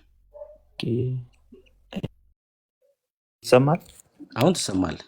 እሺ ይቅርታ፣ እኔ ወጥቼ ስመጣ ነው እንደዛ የሚሆነው። እሺ ወደ ቀጣይ ሐሳብ እንሂድ አይደል? በቃ ሌላ ጊዜ ስትመጣ ደግሞ እዚህኛው ላይ ማውራት ስለምንችል ብዙ ሐሳቦች ስለሆነ የተነሱት ማለት ነው። ጌታ ኢየሱስ ክርስቶስ ከድንግል ሴት እንደሚወለድ መጽሐፍ ይናገራል። ቅድም ያነሳሁትና ትክክል ነው ያልከው ማለት ነው። አዎ ወደ ድንግል ወደ ሆነችው ሴት መጥቶ ገብርኤል አበሰራት። ከዛ ከወለደችም በኋላ ወይ ደግሞ በድንግልና ወለደችው ብላችሁ ታምናላችሁ? እስኪ ለዚህ መጽሐፍ ቅዱሳዊ ማስረጃ አስተያየት። ይህ ለንጉሱ በትንቢተ ኢሳያስ የተሰጠው ምልክት አይደለም? እሺ እኮ እሱ ድንግል ሴት እንደምትወልድ የተነገረበት ነው። ኢሳያስ መጽሐፍ ምዕራፍ 7 ቁጥር 14 ማለት ነው። እና ምንድን ነው የሚገርመው? ድንግል ሴት እንደምትወልድ ነው የሚገርመው እንጂ ታዲያ ምንድን ነው የገረመው? ሌላ ቃል? አይ ጥያቄን አልሰማህም ያልኩህ። ድንግል በድንግልና ጸንሳ በድንግልና ትወልዳለች ብላችሁ ትዘምራላችሁ። ድንግል በድንግልና መጸነሷን እናምናለን፣ መጽሐፍ ቅዱሳዊ ነው አልኩህ። በድንግልና መውለዷን የሚያሳይ መጽሐፍ ቅዱሳዊ ጥቅስ ካለክ ፐርፔቹዋል ቨርጂኒቲ የሚለው ቃል ነው። እኔ ዘላለማዊ ድንግልናት ነው አይደለም፣ እሱ አይደለም አሁን ጥያቄ። የኔ ጥያቄ በድንግልና ወለደች ብላችሁ ታምናላችሁ? ለሱ መጽሐፍ ቅዱሳዊ ማስረጃ። በድንግልና ስላረገዘች ነው እኮ፣ ይሄ ምንም አዲስ ነገር የለው። አይ በድንግልና ማርገዟንማ እናውቃለን አልኩ እኮ። በወንድ ፍቃድ አይደለም አይደለ? ምንም ጥያቄ የለውም። እሱ አይደለም ጥያቄያችን። መውለዷስ በወንድ ፍቃድ ነው? በወንድ ፍቃድማ ምንም እኮ ስትወልድማ ሴት ልጅ ማንኛውም ሴት እንደምትወልደው በማህፀን ትወልዳለች። በቃ ስታረግዝም ማንኛውም ሴት እንደምታረግዘው በማህፀን ነው የምታረግዘው። ምንድነው ልዩነቱ እዚህ ላይ? እሱማ ያለ ወንድ ፍቃድ እንዳረገዘች የእግዚአብሔር ቃል ይናገራል። አሁን እናንተ ያልተጻፈውን የምታምኑትን ማስረጃ አስጠኝ ነው። ከወለደች በኋላ እናንተ አሁን ሌላ ታምናላችሁ ማለት ነው? ሌላ ግብታ ነበረ ምናምን የሚል ቃል። እኔ ስለ ጋብቻ ምናምን አይደለም ያወራሁት። በድንግልና መውለዷን የሚያሳይ ጥቅስ ስጠኝ ነው ጥያቄ። በድንግልና ለመውለዷ የሚያሳይ ነገር የለም። በድንግልና ካረገዘች በድንግልና የወለደች ሕዝቅኤል በትንቢቱ እንደዚህ ስለተናገረ ነው። በምስራቅ በኩል አንድ ደጃየሁ፣ እሱ ደግሞ አንድ ጎልማሳ ሳይከፍት ገብቶ ሳይከፍት ወጣባት የተባለችው ይህ ስለ ድንግል ማርያም ምሳሌ ነው ተብሎ ስለተጻፈ እስኪ ጋር እንደዛ ተብሎ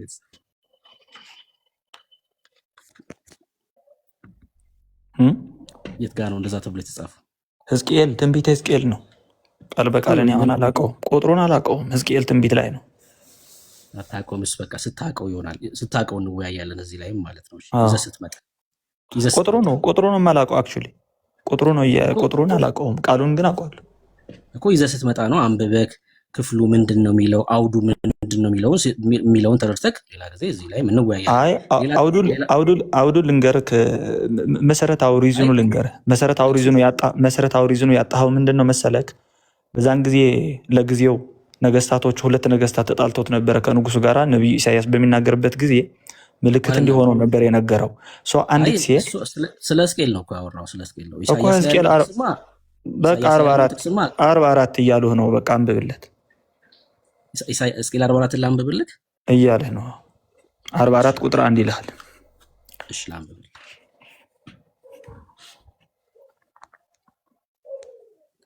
እሺ ይኸው። አዎ እሺ እኔ ላንብበውና አልጠይቀክ? በቃ አንብበው እኮ። አሁን ይሄ ለማርያም ስትወልድ በድንግልና ስለመውለዷ የሚያሳይ ጥቅስ ነው እያልከኝ ነው አይደለ? በድንግልና እንደወለደች የምስራቅ ደጅ እሷ ናት ነው። እሺ በቃ ላንብበውና እንግዲህ እንጠያየቅ። እሺ ይኸው።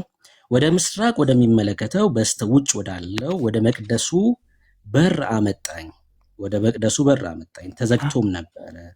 እግዚአብሔር ይህ በር ተዘግቶ ይኖራል እንጂ አይከፈትም፣ ሰውም አይገባበትም። የእስራኤል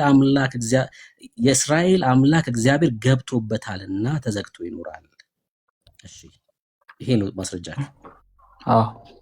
ልጠይቅህ ማለት ነው አይደል? አሁን ጠይቀኝ። መልካም። እሺ ወደ ምስራቅ ወደሚመለከተው በውስጥ ውጭ ወዳለው ወደ መቅደሱ በር አመጣኝ። መቅደሱ ማን ነው? መቅደስ በር። አይ መቅደሱ ማን ነው ጥያቄ እኮ። እመቤታችን የኛ ምሳሌ እኮ ነው ይሄ።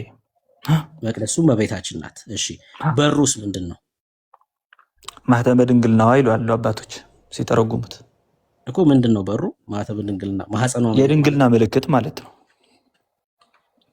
እኮ። በሩ ምንድን ነው ከሱ? አሁን ይሄ መቅደሱ እሱ ናት። በሩ እዚህ ላይማ በቃ በር ነው። በር አይደለም። ለማርያም ሲተረጎም በሩ ምንድን ነው የሚሆነው ነው ጥያቄ። የድንግልናዋ ማህተም እኮ አልኩህ፣ ምልክት፣ የድንግልናዋ ምልክት። ቨርጂን ሳይን ልበልህ፣ በቃ የድንግልና ምልክት ማህተመ ድንግልና ይባላል። ድንግል ሲሆኑ ሴቶች ያለው ምሳሌ ማለት ነው። እግዚአብሔር ይህ በር ተዘግቶ ይኖራል እንጂ አይከፈትም አለ።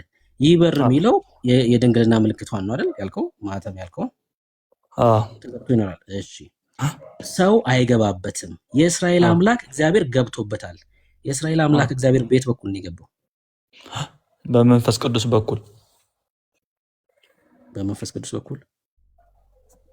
አይ እዚህ ክፍል ላይ የእስራኤል አምላክ እግዚአብሔር ገብቶበታል የሚለው በበሩ በኩል እኮ። በሩ ግን እንደተዘጋ ነው የገባው እኮ። የእስራኤል አምላክ እግዚአብሔር ቤት በኩል ነው። አሁን ለማርያም ሲሆን የእስራኤል አምላክ እግዚአብሔር ማን ነው? ለማርያም ሲሆን የእስራኤል አምላክ እግዚአብሔር ነው። ለማርያም ነው እኮ። አዎ በየት በኩል ነው የገባው ታዲያ ጌታ ኢየሱስ ክርስቶስ? በበሩ በኩል ገባ ሲል ምን እያለ ነው እኮ? ገብቶ የተዘጋ በር ነው አይደለ? የተዘጋ በር ነው። ጥያቄ በበሩ በኩል ነው የእስራኤል አምላክ የገባው ነው የሚለው። ጌታ በምን በኩል ነው የገባው? በምን እንደገባ አይናገርም። እንግዲህ እንደገባ ነው የሚናገረው እና እንደተዘጋ ነው በሩ። እዚህ ጋር የእስራኤል አምላክ እግዚአብሔር ገብቶበታልና ተዘግቶ ይኖራል ይላል። የእስራኤል አምላክ እግዚአብሔር በበሩ በኩል እንደገባ ነው እየተናገረ ያለው። ተዘግቶ እኮ ነው የሚኖረው። መጀመሪያ ተናግረዋል። በሩ በየት ገባ ይላል። እኔ ስለመዘጋቱ አይደለም አይደለም፣ ከመግባቱ በፊት በሩ የተዘጋ ነው። እኔ እሱ አይደለም ጥያቄ። እሱ ስለገባበት ነው ተዘግቷል እያለን ያለው አይደለም። የእስራኤል አይደለም፣ ተዘግቶ ይኖራል እንጂ አይከፈትም ይላል መጀመሪያ እኮ። እናንብበው። እግዚአብሔር ይህ በር ተዘግቶ ይኖራል እንጂ አይከፈትም። አሁን ለዚህ ምክንያት እየነገረን ነው። ሰውም አይገባበትም። የእስራኤል ተዘግቶ የሚኖረው ምን ስለሆነ ነው? የእስራኤል አምላክ እግዚአብሔር ገብቶበታልና ተዘግቶ ይኖራል ይላል። የእስራኤል አምላክ ስለገባበት ተዘግቶ ይኖራል ነው እያለን ያለው። እሺ ይሄ በር የማርያም ማህፀን ነው ወይ ደግሞ ማህተመ ድንግልናዋ ነው ብለኛል። የእስራኤል አምላክ እግዚአብሔር በየት በኩል ነው የገባው? በማህተመ ድንግልናዋ በመንፈስ ቅዱስ በኩል። እኔ ስለ በር ነው ጥያቄ። በሩ መንፈስ ቅዱስ ነው ልትለኝ ነው ደግሞ አሁን? ወይ ጉድ! እኔ አላልኩ ማህተመ ድንግልና ነው እኮ አልኩኝ። እኔ እሱ በበሩ በኩል ነው የገባው የእስራኤል አምላክ እግዚአብሔር ይላል። በምን በኩል ነው የገባው? የት አለ?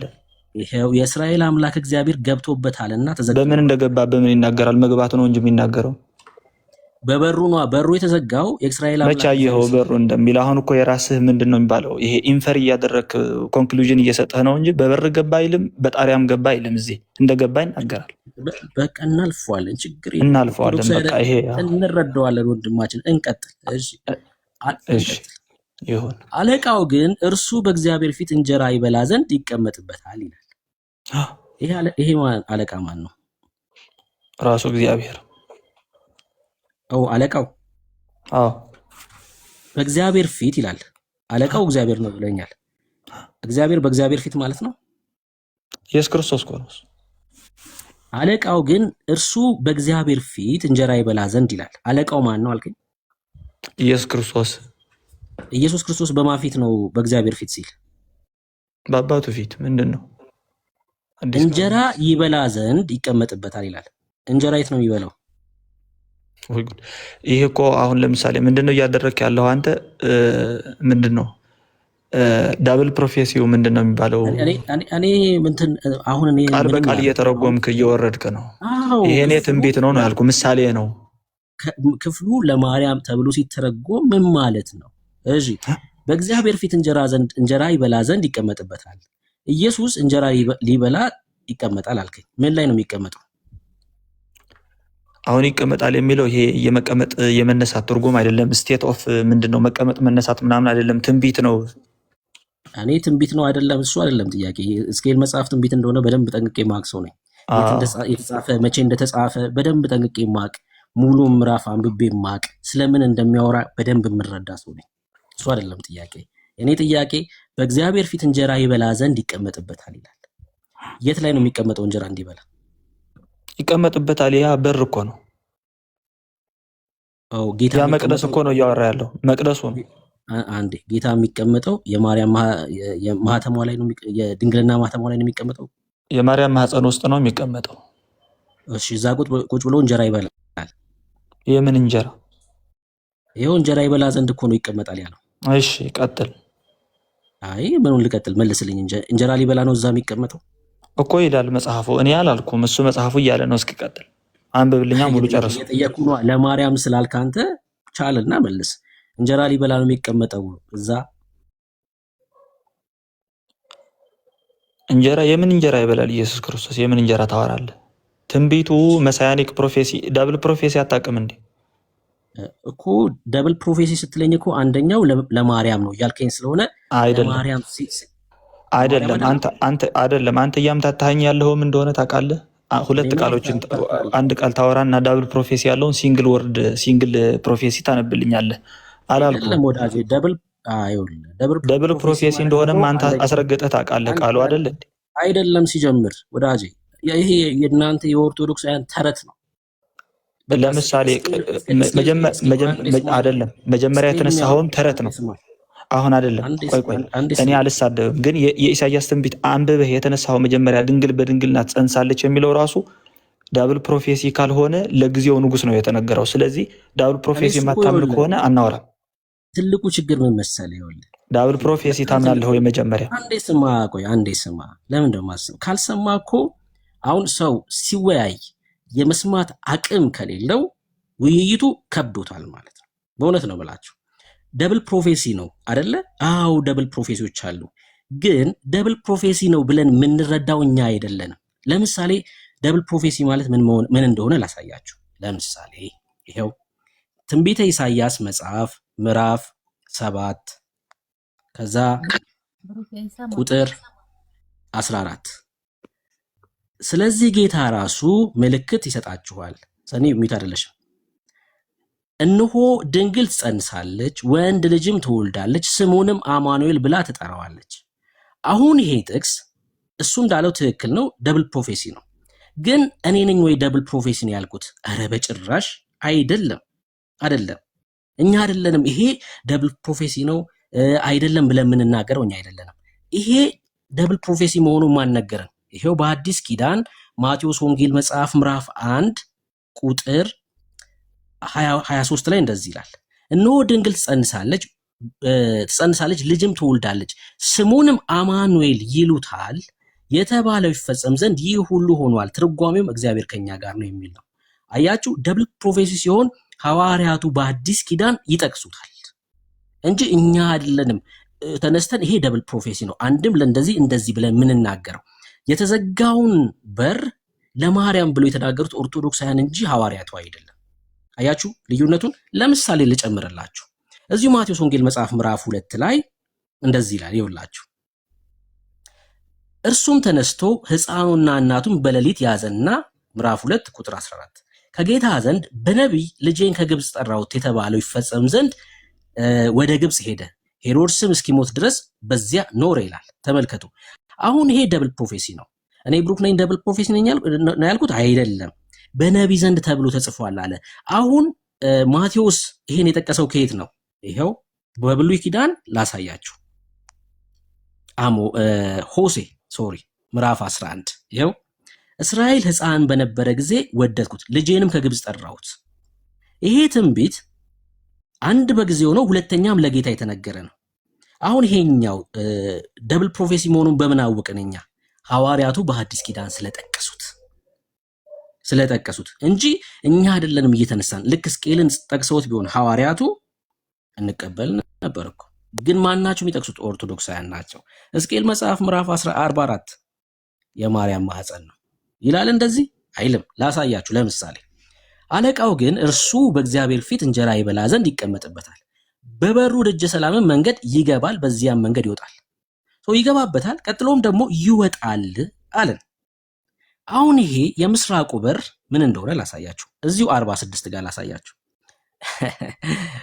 እሺ፣ ጌታ እግዚአብሔር እንዲህ ይላል፣ በውስጠኛው አደባባይ ወደ ምስራቅ የሚመለከተው በር ስራ በሚሰራበት በስድስቱ ቀን ተዘግቶ ይቆይ። ይውላችሁ፣ በስድስቱ ቀን ምን ይሁን? ይዘጋ።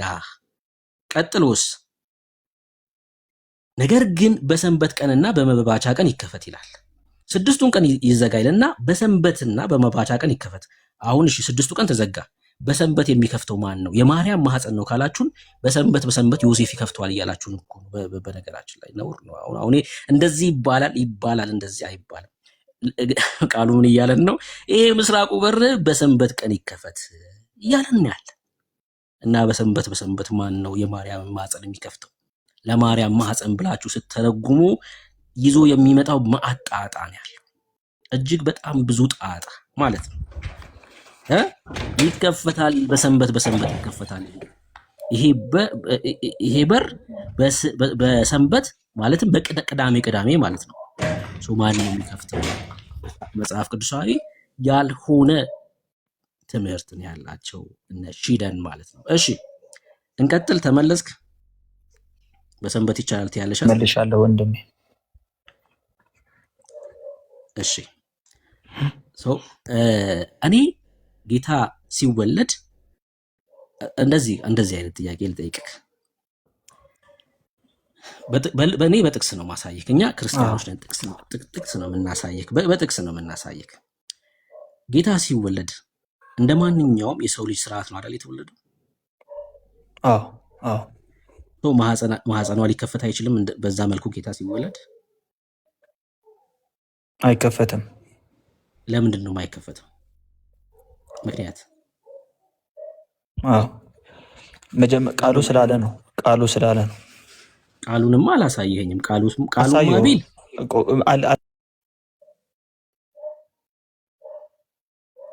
እሺ፣ ወጥተሃል ወይ ኔትወርክ ነው አላውቅም። እሺ እንደዚህ ይላል ሉቃስ ወንጌል መጽሐፍ ምዕራፍ 2 ላይ ኤልሮይ ትስቂያለሽ። እንደዚህ ይላል አንብብላችሁ። ሊገርዙት 8 ቀን በሞላ ጊዜ በማህፀን እሺ፣ ተመልሰ መታለች። ጥያቄ ልጨርስ። ምንድነው ያልከኝ? አይከፈትም ብለኸኛል። ከዛ ቃሉ ስላለ አልከኝ። የት ጋር ነው ቃሉ እንደዛ የሚለው? ቃሉ ቢልማን ያልጠይቅህም ነበር። አልጨረስኩም ነበረ። ምክንያቱም በመሀል ላይ ሙሉ እስክናገር ድረስ አዳምጡኝ ስላልከኝ ነው። እያዳመጥኩ ነው። አሉኝ ብዙ ጥቅሶች። የሕዝቅኤሉ አሁን የጠቀስከው ለቤተ መቅደሱ ያልከው በየ6ኛው ቀን ምናምን ያልከው ተዘግታው ይወጣበትም ችግር የለውም። እሺ አልተስማማንም እንጂ እኔ ለሷ ነው ብያለሁ። አንተ ዳብል ፕሮፌሲ አይደለም አልከኝ። እሺ ሁለተኛው ቃል የማቴዎስ ወንጌል ነው የሚሰጥህ። አንደኛ ስለ ኢየሱስ ክርስቶስ፣ ሁለተኛ ዮሴፍ እስከወለደች የበኩር ልጇን እስከወለደች ጊዜ ድረስ አላወቃትም ነበር የሚለው ቃል። አሬ ዮሴፍ አውቋት አላወቃትም አይደለም ጥያቄ። እሺ አሁን አንተ ያልከው እሺ እዚህ ቁጥር 25 ላይ ያለውን ነው። የበኩር ልጇን እስክትወልድ ድረስ አላወቃትም፣ ስሙንም ኢየሱስ አለው። ይሄ አይደለም ጥያቄ። የኔ ጥያቄ በወለደች ሰዓት ማህፀኗ ተከፍቷል ወይስ አልተከፈተም ነው። ዮሴፍ አውቋታል አላወቃትም አይደለም ጥያቄ። ከፈለክ እዚህ ላይ እናወራለን። ግን ጥያቄን አትሳተው። ትርጉም ስላለው ነው። ድረስ የሚለው ቃል ነው አንደኛው። ይሄ ፍጻሜ የሌለው እስከ የሚባል አለ በግሪክኛ ቋንቋ። የግሪክ የመጽሐፍ ቅዱስ ትርጉም ስህተት ስላለው ነው። አንቲል የሚለው ወርድ እዚህ ላይ እስከ መጨረሻው ፍጻሜ የለውም። የግሪኩ ቃል አይደለም። ጥያቄ እሱ አይደለም። እዚህ ላይ እናወራለን ብያለሁ፣ ፈቃደኛ ነኝ። የኔ ጥያቄ ግን ጌታ ሲወለድ የማርያም ማፀን ተከፍቷል ወይስ አልተከፈተም ነው ጥያቄ። አልተከፈተም ልልህ ነው እያስረዳሁ ያለሁት እኮ። ማስረጃ ዮሴፍ አይደለማ የሚከፍተው። አሁን እኮ ዮሴፍ ከፍቶታል ወይ ብልህ ይሄን ጥቅስ ሰተኝ እናወራለን እዚህ ላይ። የኔ ዮሴፍ ከፍቶታል አልከፍተውም አይደለም። የኔ ጥያቄ ጌታ ሲወለድ የማርያም ማፀን ተከፍቷል ወይስ አልተከፈተም ስለሆነ ለሱ ማስረጃ አስጠኝ። የማርያም ማፀን ሳይከፈት ነው ኢየሱስ ክርስቶስ የተረገዘው። ከዛ በኋላ ተከፍተዋል ነው አይደለም እያወራኝ ያለው። የበኩር ልጇ እስክትወልድ ድረስ ድንግል ናት። ከዚህም በኋላ ዮሴፍም እንኳን አላወቃትም። ስለዚህ ድንግል ናት የቀጠለችው።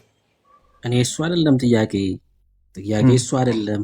ጌታ ሲወለድ ተከፍቷል አልተከፈተም? ለሱ ማስረጃ። አልተከፈተም እኮ አልኩ እኮ ጥቅስ ስጠኝ።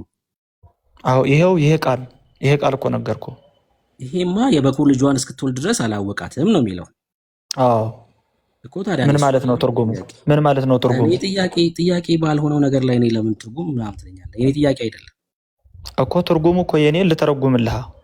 እኔ ይሄ አይደለማ ጥያቄ ባልሆነ ነገር ላይ እንዴት ልተረጉምልህ ትለኛለህ? እሺ ጥያቄ አይደለም ነው። ጥያቄ ካልሆነ የኔ ጥያቄ ነው። የኔ መልስ የጥያቄ መልስ ነው የኔ። ለእኔ ጥያቄ ይሄ ነው መልስ። ከጥያቄ መልስ ሁለተኛ ነገር ያለው መጀመሪያ ግን አንደኛው መልስ ሌላኛው መልስ ነው እየጨመርኩልህ ያለሁት። እሺ ይሄን ጥቅስ እንዴት ትረዳዋለህ? ከዛ ወደዚህ አሁን ወደ ጠቀስኩ ደግሞ መተን እናወራለን። ይሄን ጥቅስ እንዴት ነው የምትረዳው? ሊገርዙት 8 ቀን በሞላ ጊዜ በማህፀን ሳይገረዝ በመልአኩ እንደተባለ ስሙ ኢየሱስ ተብሎ ተጠራ። እንደ ሙሴም ሕግ የመንጻታቸው ወራት በተፈጸመ ጊዜ ይላል። መንጻት ማለት ምን ማለት ነው? አንዲት ሴት ከወለደች በኋላ የምታደርገው የመንጻት ሂደት። ለማን ነው እያወራ ያለው? ለወላጇ ወይም ለተወለደው ልጁና ለእናቱ ለማርያም ነው አይደል? አዎ ለማርያም እያወራ ነው። እሺ በተፈጸመ ጊዜ በጌታ ሕግ የእናቱን ማህፀን የሚከፍት ወንድ ሁሉ ለጌታ የተቀደሰ ይባላል ተብሎ እንደተጻፈ በጌታ ፊት ሊያቆሙት በጌታም ሕግ 2 ዋሊያ ወይም 2 እርግብ ጫጩት እንደተባለ መስዋዕት ሊያቀርቡ ወደ ኢየሩሳሌም ሊያቀርቡት ወደ ኢየሩሳሌም ወሰዱት ይላል። እሺ በጌታ ሕግ የእናቱን ማህፀን የሚከፍት ወንድ ሁሉ ለጌታ የተቀደሰ ይባላል ተብሎ እንደተጻፈ ይላል። የእናቱን ማህፀን የሚከፍት በኩር ሁሉ ለጌታ የተቀደሰ ይባላል እያለ ይናገራል። ልክ እንደ ሕጉ እንደተጻፈው ማርያምም ጌታን ስትወልድ ይህን ስርዓት ለመፈጸም ይዛ ሄደች። ይህን እየነገረን ያለው እዚህ ጥቅስ ላይ ምን ተረዳክ? እዚህ ጥቅስ የተረዳሁት ኢየሱስ ክርስቶስ ሲወለድ የእናቱን ማህፀን ከፍቶ እንደተወለደ አለቀ በቃ። እሱን እኮ እያወራ ያለ የእናት ማህፀን ተከፈተ ማለት ኦልሬዲ ድንግልና የለም ማለት ነው። የእናት ማህፀን ተከፈተ ማለት ድንግልና የለም ከዛ በኋላ ማለት ነው። እሱን ነው እያወራ ያለው። ስደት ማን ነው እንደዛ የሚለው? ይሄው የእናቱ ማህፀን ተከፈተ እኮ አልከኝ። ተሳስተሃል። ምክንያቱም ሲገባም አንድ ሰው ሲረገዝ ከጌታ ከኢየሱስ ክርስቶስ ውጪ አንዲት እናትም ስታረግዝ ድንግልናዋ ሳይከፈት ወይም ሳይፈታ አታረግዝም። ትክክል ነው። አሁን ይኸውልህ አንዴ ትክክል ነው። አሁን ይኸውልህ ሴት ልጅ ከወንድ ጋር ተገናኝተ ድንግልናዋ ይጠፋል፣ ከዛ ታረግዛለች። የእናታችን የቅድስት ድንግል ማርያም ግን በተአምር እንደሆነ በመንፈስ ቅዱስ እንደተጸነሰ ጌታ ይናገራል። ስትወልድ ግን ልክ በዛ ሁኔታ ሳይሆን የተወለደው ጌታ ማህፀን ተከፍቶ እንደተወለደ እየተናገረ ነው ያለው ቃሉ። ልክ ጌታ ከተወለደ በኋላ ማህፀኗ ተከፍቷል ማለት ነው። ድንግልና የለም ማለት ነው። አሁን አንተ የምትለው ነው። እኔ ነግሬሃለሁ። እኔ ነግሬሃለሁ አይደለም? እኔ ነግሬሃለሁ። አሁን ለምሳሌ መጀመሪያ ጊዜ የተናገርኩ አንዲት ሴት ለማርገዝ ድንግልናዋ ይፈታል። በቃ ይሄ ህግ ነው። ህግማ እንደ ሙሴ ህግ ከሆነ ይሄም ህግ ነው። በቃ አለቀ። ህግ ነው። ይሄ ግን ይኸው ምን ይላል ቃሉ? የእናቱን ማህፀን የሚከፍት አለ። የማን ማህፀን ነው የተከፈተው እዚህ ጋር? ይሄ እኮ ጀነራል ህጉ ነው እያወራ ያለው፣ ስለ ህጉ ነው እያወራ ስለ ማርያም ነው የሚያወራው አልከኝ እኮ። ይኸው ሊገርዙት 8 ቀን በሞላ ጊዜ እኮ በማህፀን ማለት ሳይገረዝ፣ ቆይ ስማኛ፣ እንደዚሁ እንደሆነ ሁሉ እኮ እያለህ ነው። አዎ ለምን ከህግ በታች ናቸው? ማርያም አይሁዳዊት ሴት ናት። ህጉ የሚለውን መፈጸም አለባት ግዴታ እኮ መውሰድማ ወስደዋለች። አዎ ለምን? እንደ ህጉ መፈጸም ስላለበት። እንደዚህ ጋር የመንጻታቸው ወራት በተፈጸመ ጊዜ ይላል። የማን የመንጻት ወር ነው ይሄ? የእናቱም የልጁም እኮ አልኮ ልትወልደው 40 ቀን ያስፈልገው አልነበረም በኦሪት ህጉ? የመንጻታቸው ጊዜ በተፈጸመ ጊዜ የእናቱን ማህፀን የሚከፍት ወንድ ሁሉ ለጌታ የተቀደሰ ይባላል ተብሎ እንደተጻፈ በጌታ ፊት ሊያቆሙት በጌታ ምግ 2 ዋሊያ መስዋዕት ይዛ ሄዳለች እኮ ማርያም። ለምን ነው መስዋዕት ይዘው ሄዱት? እንደ ህጉ ኢየሱስ ክርስቶስ የእናት ማህፀን ከፍቶ በኩር ነው እሱ እኮ የበኩር ልጇ ነው ማርያም። የበኩር ልጅ ደግሞ ማህፀን ከፍቶ ተወለደ። እንደ ህጉ ደግሞ መስዋዕት ሊያቀርቡ ሄዱ እያለን ይነግረናል። የኢየሱስ ክርስቶስ ልደቱ ልዩ ነው። ኦኬ ሶ ይሄ የእናቱ ማህፀን ሲከፈት አይደለ መከፈቱን እየነገረን ያለው መጽሐፍ አይደለም፣ የሙሴ ህግ ነው እያወራን ያለው። እዚህ ጋር ምንድን ነው መሰለ ኢየሱስ ክርስቶስ ሊገረዝ ነው የሄዱት። የሙሴን ህግ እኮ ሊፈጽሙ የሄዱት እኮ ወዳጄ፣ የሙሴን ህግ ሊፈጽሙ የሄዱት በማርያም ላይ ስለተፈጸመ እኮ ነው። የመንጻቷ ወራት ሲያልቅ በማርያም ላይ ይሄ ነገር ሲፈጸም ህጉን ሊፈጽሙ መስዋዕት ይዘው እንደሄዱ ነው እየነገረ። ስለዚህ ኢየሱስ ክርስቶስ ሲወለድ ርኩስ ነበረች እመቤታችን፣ ምክንያቱም የኦሪቱን ህግ አልፈጸሙም ነበረ። እኔ አሁን ስለ እርክስና ስለ ቅድስና አይደለም እኮ ይሄ እኮ ነው አንዲት ሴት ስለ ማህፀን መከፈት ነው እያወራን እኮ። የመንጻት ወራት ሳይፈጸም አንዲት ሴት በዛን ጊዜ የመንጻቷ ወራት ሳይፈጸም ልጁም እናቱም ቤተ መቅደስ ካልገቡ እንደ ርኩስ ይቆጠራሉ። በዛን ጊዜ በ40 ቀን ለወንድ 80 ቀን ለሴት። ስለዚህ ይሄ ለኢየሱስ ክርስቶስ አይሰራም፣ የኦሪትን ህግ ይፈጽም ዘንድ ስለመጣ ነው። ማርያም ይኸውልህ አንድ ይስማኝ፣ ማርያም አንድ አይሁዳዊት ሴት ናት። በቃ ምንም ወደዛም ሄድክ ወደዚህ ሄድክ፣ አንድ የዳዊት ልጅ አይሁዳዊት ሴት እንደ ህጉ ትኖር የነበረ ፍጹም ስህተት ስህተት መሆኑን በቃሉ ነው የምታሳየኝ። ኤግዛክትሊ እኔ አንደኛ ሀሳቤን ልጨርስና ታርመኛለህ። አንድ አይሁዳዊት ሴት የዳዊት ልጅ በገሊላ ከተማ ትኖር የነበረች ለዮሴፍ የታጨች ወጣት ሴት በቃ አለቀ። ገብርኤል ወደሷ መጥቶ አበሰራት፣ አሜን ብላ ተቀበለች፣ ወለደች። ሌላ ምንም መጽሐፍ ቅዱስ ሌላ ስለ ማርያም የሚናገረው ነገር የለም። ኦርቶዶክሳውያን ይናገራሉ እንጂ በፍጹም ተአምር በፍጹም አንድ የተሳሳትከው ስህተት ከስር ትላለህ። እሺ ሂድ አውራ በቃ። እሺ አንድ በፍጹም የተሳሳትከው ስህተት እመቤታችን ቅድስት ድንግል ማርያም አይሁዳዊ ሴት ናት፣ አምናለሁ፣ እቀበለዋለሁ። ኦፍኮርስ የአይሁድ ዘር ናት። እንደ ማንኛውም አይሁዳዊ ሴት እንደ አንዲት ልጃገረድ አንዲት ሴት ናት። ፍጹም ስህተት። ለምሳሌ ለመጀመሪያ ጊዜ ገብርኤል በሉቃስ ወንጌል ምዕራፍ 1 በሚመጣበት ጊዜ ገብርኤል ሲያበስራት ሲመጣ ሃይሊ ፌቨርድ ዙ የሚል ቃል ይጠቀማል። በኦሪጂናሉ መጽሐፍ የተመረጥሽ ይላታል። የተመረጥሽ አንዲት ሴት የተመረጠች ሴት እንዳለች ይናገራል። ቃል በቃል ነው እያወራ ያለው። ስለዚህ እቺ የተመረጠች ሃይሊ ፌቨርድ ማለት ውለታ የተደረገላት ማለት እኮ ነው። ውለታ የተዋለላት ሴት ማለት ነው። የተመረጠች አንዴ ወዳጄ ነው። ፌቨር ማለት ውለታ የተደረገለት ሰው ማለት እኮ ነው። ሌላ አይደለም። ዋት ኢዝ ፌቨር ማለት? አንዴ ወዳጄ ቆይ፣ አይደለም ሳይሆን በቃ ቃሉ ላይ እናውራሽ። ቃሉ ላይ እናውራ። በ6ኛውም ወር መልአኩ ገብርኤል ናዝሬት ወደምትባል ወደ ገሊላ። አሁን ቆይ አንዴ ሐሳብህን ላገኘው። ምን ልታሳየኝ ነው? አይደለም ብለህ ስትቃወመኝ እኔን ምን ላሳየህ የፈለኩት ነገር ምን እንደሆነ ታውቃለህ? ገብርኤል ወደ እመቤታችን ሲመጣ ኦልሬዲ የተመረጠች ሴት እንደሆነች ይናገራል። የተመረጠች ስትለኝ ጌታን ለመውለድ አይደል? አዎ ቅድም ይቺ በኦሪት የተቀመጠችዋ ሴት እንደሆነች ይናገራል። ምንም ጥያቄ የለውም።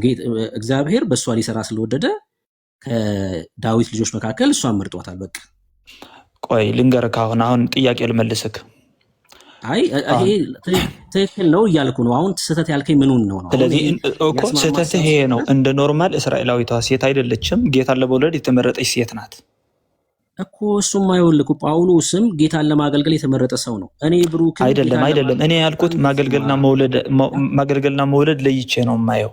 ብሩክ አሁን ምንድን ነው መሰለህ የሆነ የማቻቻል መመረጥ አይደለም እያወራህ ያሉት። እንደ ማንኛውም የኦሪት የአይሁድ ሴት አይደለችም እመቤታችን። ምክንያቱም ለመውለድ የተመረጠች ሴት ናት እኮ። ለመውለድ ደግሞ የተመረጠችው ለምንድን ነው? ሴት ስለሆነች ነው። ለምሳሌ ጳውሎስ ለመውለድ አይደለም። ለምን ሌላ ሴት አልተመረጠችም? እኔ ሳውራ የምታወራው ወዳጄ፣ ለምን የምታወራው?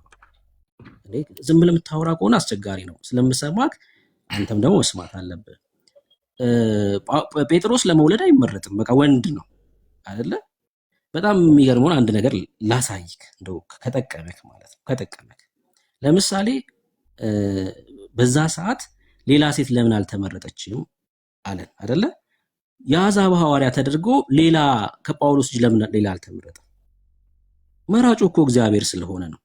ማርያም የተለየች ሴት ስለሆነች አይደለም። የተለየ ቅድስና ስለነበራት አይደለም። የተለየ ለእግዚአብሔር የቀረበች ሴት ስለነበረች አይደለም። እግዚአብሔር እንደውም ሲሰራ የምንመለከተው በእግዚአብሔር ቃል ላይ በደካሞች በኃጢአተኞች ነው። በነ ጴጥሮስ እኮ ነው ሲሰራ የነበረው። አሳዳጅ በነበረው በጳውሎስ ነው ሲሰራ የምናውቀው። እግዚአብሔር የተለየች በመሆኑ አይደለም። አሁን ላሳይክ።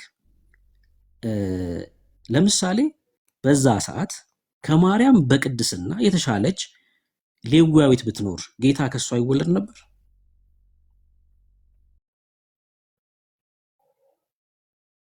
እንግዲህ እቺ ሌዋዊት ሴት እስራኤላዊት ናት። ጌታ ከሷ ይወለድ ነበር? ሽደል ሴቷ እኮ ቀድማ የተዘጋጀች አንዲት ሴት ናት። እሷ ደግሞ እሷ ናት፣ ሌላ አልነበረች ማለት ነው። የኔን ጥያቄ መልስልኛ። አላቅም ይቅርና እኔ ሰይጣን ራሱ የማያውቀው ቃል ነው ይሄ። አሁን ለምሳሌ አንተ አታውቅም፣ መጽሐፍ ቅዱስ ስለማታነብ ነው የማታውቅም። አሁን ለምሳሌ ታች ክርስቲያኖች ሲመልሱ አሁን ለምሳሌ አንተ አታውቅም። እሺ ክርስቲያኖች በዛ ሰዓት በላይፍ ኳሊቲ የተሻለች በእድሜ ከማርያም ጋር እኩል የሆነች ድንግል የሆነች ሴት ብትኖር ሌዋዊት ማለት ነው፣ ጌታ ከሷ መወለድ ይችል ነበር? ክርስቲያኖች እስኪ መልሱ ኮሜንት ላይ። አሁን ይኸውልህ የክርስቲያኖችን መልስ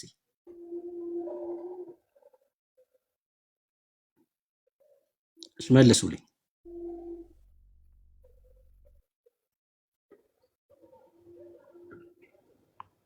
ኖ እያሉ ነው፣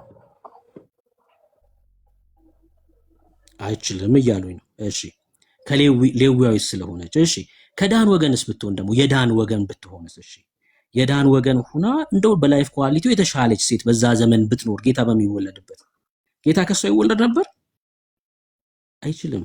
ይኸውልህ አንደኛው የምርጫው መስፈርት በላይፍ ኳሊቲ የተሻሉ እንኳን ሴቶች ቢኖሩ በዛ ሰዓት ከ12ቱ ነገድ መካከል የትኛውም ነገድ ውስጥ ብትሆን አትችልም። ለምርጫ እንኳን መቅረብ አይችሉም። ለምርጫ መወዳደር አይችሉም።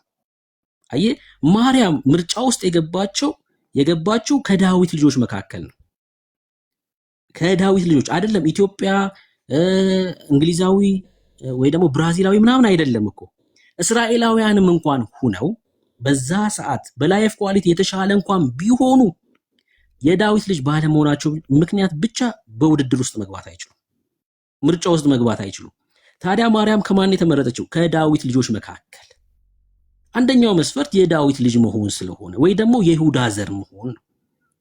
ከይሁዳ ዘር መሆን፣ የሰለሞን ልጅ መሆን፣ የዳዊት ልጅ መሆን መቻል አለባት ከ12ቱ ነገድ። ይሄ የመጀመሪያው መስፈርት ነው። ለምን? እግዚአብሔር በመዝሙር መጽሐፍ ላይ ምን ብሏል? መሐላ ምሏል አይደለ? ለዳዊት ማለት እንደዚህ ብሎ ይኸው እንግዲህ ከእግዚአብሔር ቃል ነው ማሳየት ያለብን። በመዝሙር መጽሐፍ አቆማለሁ ብሎታል። በመዝሙር መጽሐፍ 89 ቁጥር 3 ላይ ምን አለ እግዚአብሔር? እንደዚህ አለ፣ ይኸው ከመረጥኳቸው አይደለም ከመረጥኩት ጋር ኪዳን አደረግኩ፣ ለባሪያዬ ለዳዊትም አልኩኛል። ኪዳን እግዚአብሔር አደረገ። ምን አይነት ኪዳን? ዘርህን ለዘላለም አዘጋጃለሁ፣ ዙፋንህንም ለልጅ ልጅ እመሰርታለሁ አለ። ይሄ መሐላ ምን አይነት መሐላ ነው ካላችሁኝ በመዝሙር 132 ቁጥር 11 ላይ እግዚአብሔር እንዲህ ሲል እንመለከታለን። ይኸው ቁጥር 11 እግዚአብሔር ለዳዊት በእውነት ማለ አይጸጸትም፣ እንዲህ ብሎ ከሆድ ፍሬ በዙፋን ላይ ያስቀምጣለሁ። እግዚአብሔር አስቀድሞ የገባው ኪዳን ስላለ ኢየሱስ የሚወለደው ግዴታ ከዳዊት ልጅ ነው ማለት ነው። ከዳዊት ልጅ ከሆነችው ነው። የመጀመሪያው መስፈርት ያቺ ሴት የዳዊት ልጅ መሆን አለባት። አንድ ሁለተኛ ድንግል መሆን አለባት። የዳዊት ልጅ ብቻ መሆን ሳይሆን ድንግል መሆን አለባት፣ ድንግል ስለምትወልደው።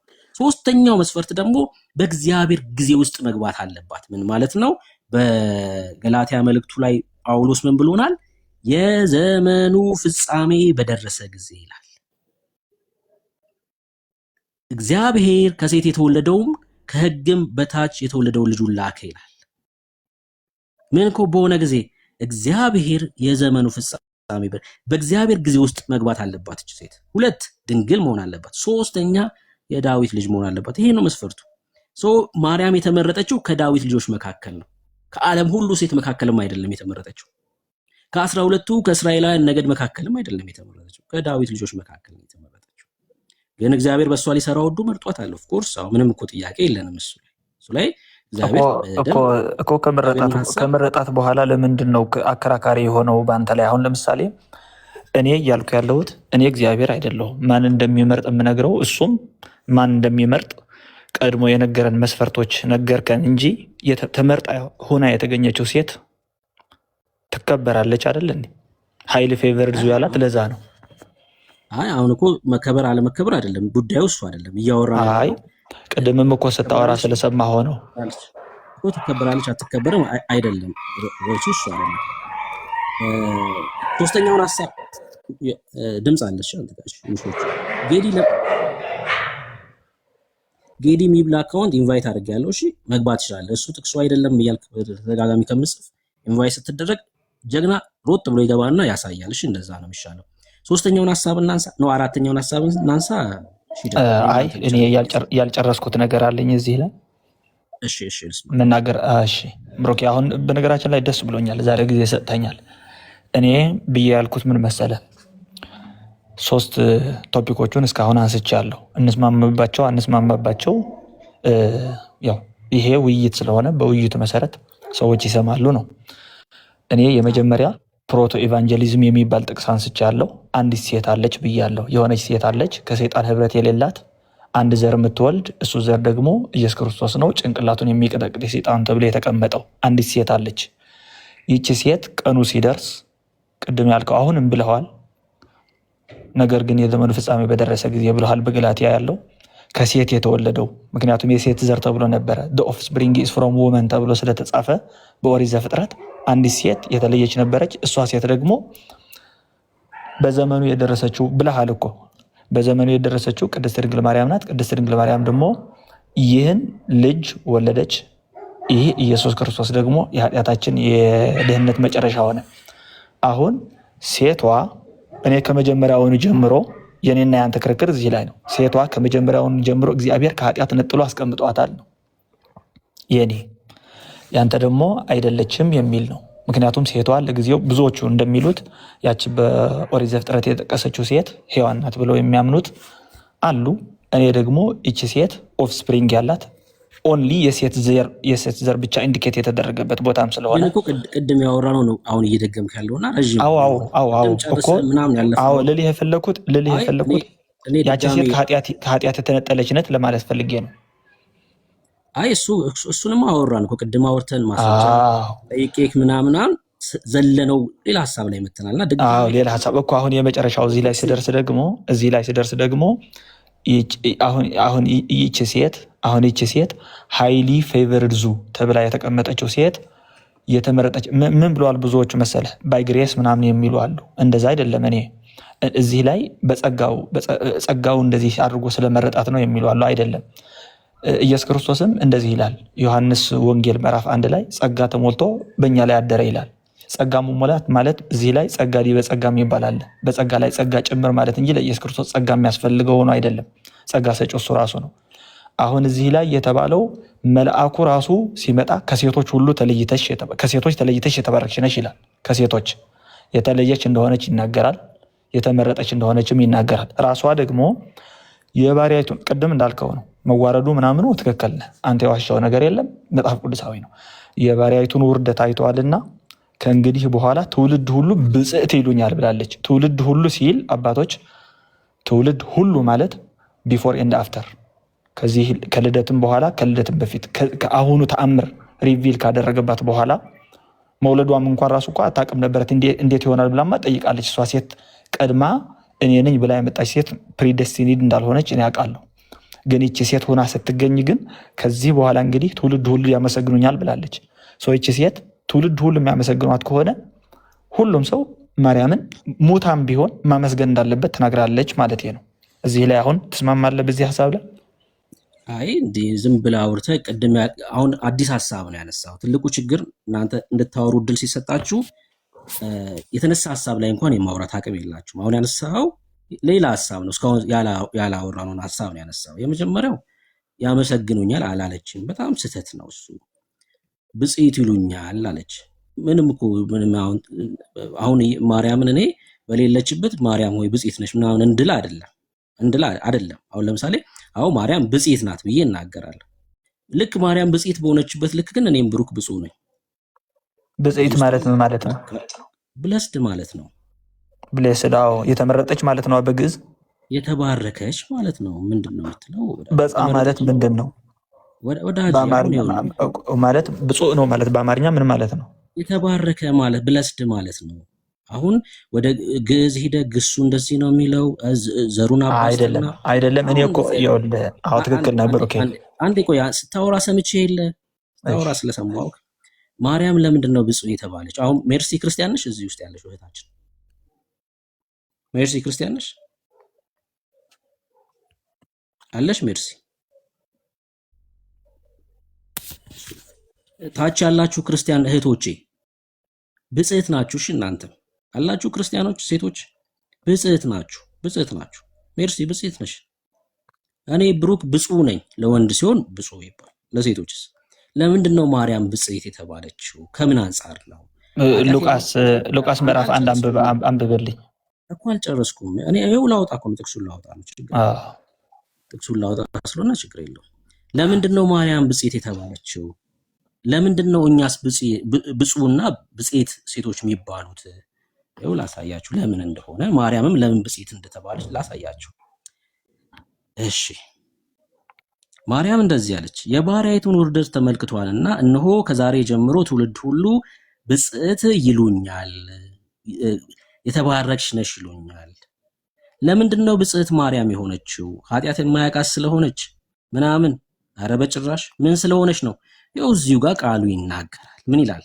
ከጌታ የተነገረላት ቃል ይፈጸማልና ያመነች ብጽዕት ናት ይላል ያመነች ስለሆነች ወይ ደግሞ ገብርኤል የተናገረውን ቃል አሜን ብላ በእምነት የተቀበለች ስለሆነች ምን ተብላለች ብጽዕት ተብላለች ታዲያ በማመኗ ምክንያት ብጽዕት ከተባለች እኛስ እንዴት ነው ብፁዕ ወይ ደግሞ ብጽዕት ተብለን የምንጠራው ካላችሁኝ ይሄው በዮሐንስ ወንጌል መጽሐፍ ምዕራፍ 20 ላይ ጌታችን ኢየሱስ ክርስቶስ ራሱ እንደዚህ ብሎ ተናገረ ስለ ቶማስ ሲያወራ ማለት ነው ከቁጥር 26 ጀምሮ ላሳያችሁ ከ8 ቀን በኋላ ደቀ መዛሙርቱ ደግመው በውስጥ ነበሩ ቶማስም ከእነርሱ ጋር ነበረ ደጆች ተዘግተው ሳሉ ኢየሱስ መጣ በመካከላቸውም ቆመ ሰላም ለእናንተ ይሁን አላቸው ከዚህም በኋላ ላቅልመው በቀይ እሺ ከዚህም በኋላ ቶማስ ጣትን ወደዚህ አምጣና እጆቼን እይ እጅህንም አምጣና በጎን ያግባ ያመንክ እንጂ ያላመንክ አትሁን አለው ምን ያመንክ እንጂ ያላመንክ አትሁን ከዛ ቶማስ ምን አለ ጌታዬ አምላኬ ለምን ስላረጋገጠ ጌታዬ አምላኬ ብሎ መለሰለት ኢየሱስም ስላየኸኝ አምነሃል ሳያዩ የሚያምኑ ብፁዓን ናቸው አለው ሳያዩ የሚያምኑ ልክ እንደ ቶማስ የጌታን እጅ አይተን ዳሰን ጎኑን ተመልክተን ነው አይ ቃሉ ያለውን አሜን ብለን ተቀብለናል እና ሳያዩ የሚያምኑ ብጽዕት ነሽ እህቴ ጌታ ኢየሱስ ክርስቶስን አዳኝ አድርገሽ የተቀበልሽ ብጽዕት ነሽ ወንዶች ደግሞ ብፁዓን ናችሁ ብፁዕ ናችሁ እናንተ ብፁዓን ለብዙ ቁጥር ነው ብፁዕ ናችሁ ምን ጌታ ኢየሱስ ክርስቶስን አዳኝ ነው ብላችሁ ስለተቀበላችሁ ማርያምስ አዎ የአሜን ብላ የተነገረላት ቃል ይፈጸማልና ያመነች ምንድናት? ብጽዕት ናት። ብጽዕና ብለስድ የሚለው ቃል የተባረክሽ የሚለው ቃል ከእምነት ጋር የተገናኘ እንደሆነ ቃሉ ይናገራል። ሺደን ወንድማችን ተሳስተሃል። አንድ ጥቅስ ገንዘብ ይሄ ማለት ሁሉም ያልከው ይሄ ተሳስተሃል አልልህም። ያልከው አሁን ይሄ የቶማስም የጠቀስከው የሚያምኑ ሳያዩ የሚያምኑ ብፁዓን ናቸው፣ ትክክል ነው። አንድ የተሳሳትከው ጥያቄ እመቤታችን ከእንግዲህ በኋላ ትውልድ ሁሉ ብጽዕት ይሉኛል ያለችው አንድ ነገር ስለተደረገላት ነው። እሱ ደግሞ መጨረሻው የሉቃስ ወንጌል ስታነበው ነው የምታገኘው። ያወጣው የመጀመሪያው ጥቅስ እስኪያንብበው ሙሉ ለምን እንደዛ እንዳላት ትነግረናለች ራሷ። አይ ነገ አሳየውክ እኮ እሱንማ አውጥቼ ከፍቻ አንብቤ አሳየውክ። ለምን ብጽዕት እንደተባለች አሳየውክ። ይኸው ቁጥር 45 እኮ ጨርሳት።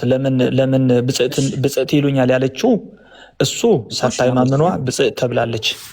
ከስር እኮ ብጽዕት የተባለችው ለዛ እንደሆነ ይናገራል። አይደለም ስክሮል አድርገው ራሷ ተናግራለች። ሪዝኑ አስቀምጣለች እኮ ሪዝኑ እኮ ላንብብልሽ እኮ አልኩት። ከጌታ የተነገረላት ቃል ይፈጸማልና ያመነች ብጽዕት ናት። ማርያምም እንዲህ አለች፣ ነፍሴ ጌታን ታከብረዋለች፣ መንፈሴም በአምላኬ በመድኃኒቴ ሐሴት ታደርጋለች። የባሪያይቱን ውርደት ተመልክቷልና፣ እነሆ ከዛሬ ጀምሮ ትውልድ ሁሉ ብጽዕት ይሉኛል።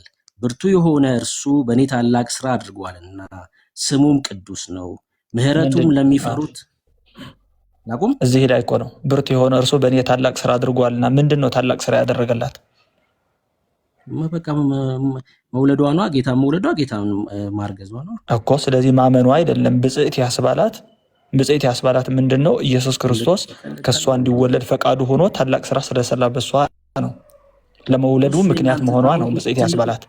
ትልቁ ችግር እኔ ቃል በቃል እያሳየው አንተ አይ ብርቱ የሆነ እርሱ በእሷ ታላቅ ስራ ስለሰራ ነው ብጽዕት የተባለች ትለኛለህ። ቃሉ የማይለውን ማለት ነው ይላል። በዚህ ምክንያት ነው ብጽዕት የተባለችው የሚለውን አሳይሽ። ኤግዛክትሊ አማርኛ በትክክል እንግባባለን ብዬ ተስፋ አደርጋለሁ። ብሩኬ ብርቱ የሆነ እርሱ በእኔ ታላቅ ስራ አድርጓልና ምንድን ነው የሚባለው በአማርኛ ቃሉ? ማለት አድርጓልና ነው። ሌላ በአማርኛ ምን አድርጓልና አስረጅ ነው አይደለም? ምንድን ነው አስረጅ ማለት? አስረጅ ማለትማ ቢከዝ አሁን ለምሳሌ የሆነ ሆይ ምናምን ብለህ ስትጠይቅ የሚመልስልን መልስ ማለት ነው። ሪዝን የሚመልስልን ነው አይደለም? እግዚአብሔር ቃል አያረጅም፣ አስረጅ አይደለም።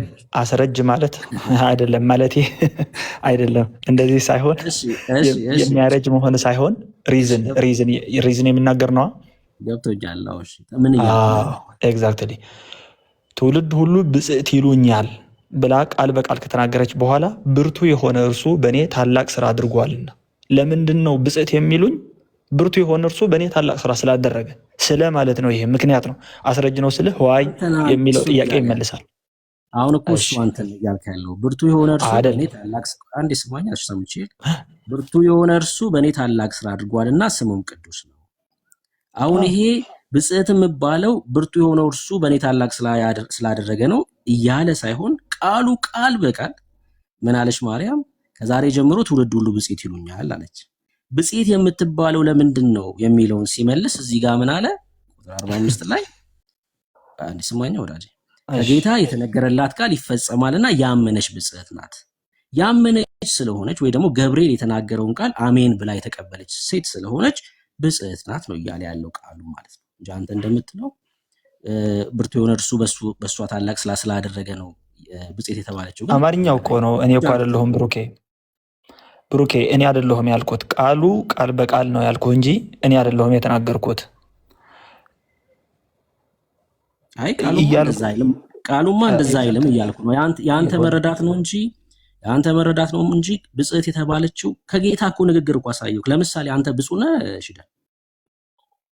አዎ ነኝ፣ ያመንኩኝ ስለሆንኩኝ ማለት ነው። አሳይታኛል እኮ። ብፁዓን የሚባሉት ብዙ ናቸው። እኔ ከአንዱ በእምነት አሳየኝ። አንተ ብፁዕ ነህ ነው ጥያቄ? እኔ ብፁዓን ነህ አላልኩም። አዎ ነኝ፣ ግን እንደመቤታችን አይደለሁም። አይ እኔ አሁን እንደመቤታችን አይደለሁም። እንደዚህ ቆይ አርጌ ልጠይቅህ። ለምሳሌ አንተ ብፁዕ የሆንከው ጌታን በእምነት ስለተቀበልክ ነው አይደል? አዎ ሳላየው ቃሉን አምኜ ስለተቀበልኩት ነው። እሺ ማርያም ጌታ ኢየሱስ ክርስቶስ ወለደችው፣ ስለ ሁሉ ሰው ኃጢአት ሞተ ኢየሱስ። በክርስቶስ ኢየሱስ ሞት ማርያም ድናለች ወይስ አልዳናችም? ኢየሱስ ክርስቶስ ድህነት ለተመረጡት የእግዚአብሔር ልጆች የሆኑ ዘንድ ለተቀበሉት ስለሆነ እሷም በሱ ድናለች፣ ምክንያቱም ተቀብለዋለች። ቆይ ጥያቄም በአጭሩ መልስልኝ። አጭሩ ነው የመለስኩልህ። ምክንያቱም ላመኑት የእግዚአብሔር ልጅነት ስለሚሰጣቸው ስላመነችው ድናበታለች።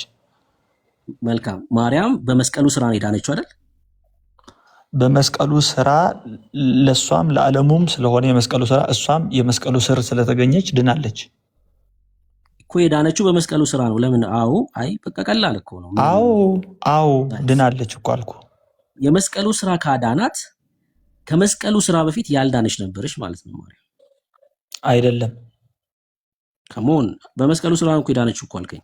ለምንድን ነው ያልዳነች የሆነችው ከመስቀሉ በፊት?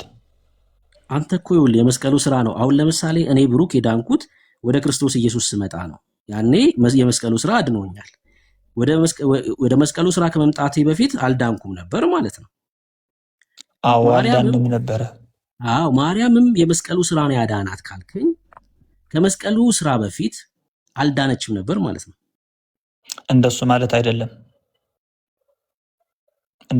አይደለም። ማርያም የዳነችው አንደኛ ኃጢአት እንዳትሰራ የጠበቃት ኢየሱስ ክርስቶስ ራሱ ስለሆነ ነው። አልጠየኩም። አሁን ኃጢአት እንድትሰራ ተጠብቃች ምናምን አይደለም፣ ስለመዳን ነው። እና ከምንድን ነው የዳነችው? ድናለች። አዎ በመስቀሉ ስራ ስትነኝ ከምንድን የዳነችው?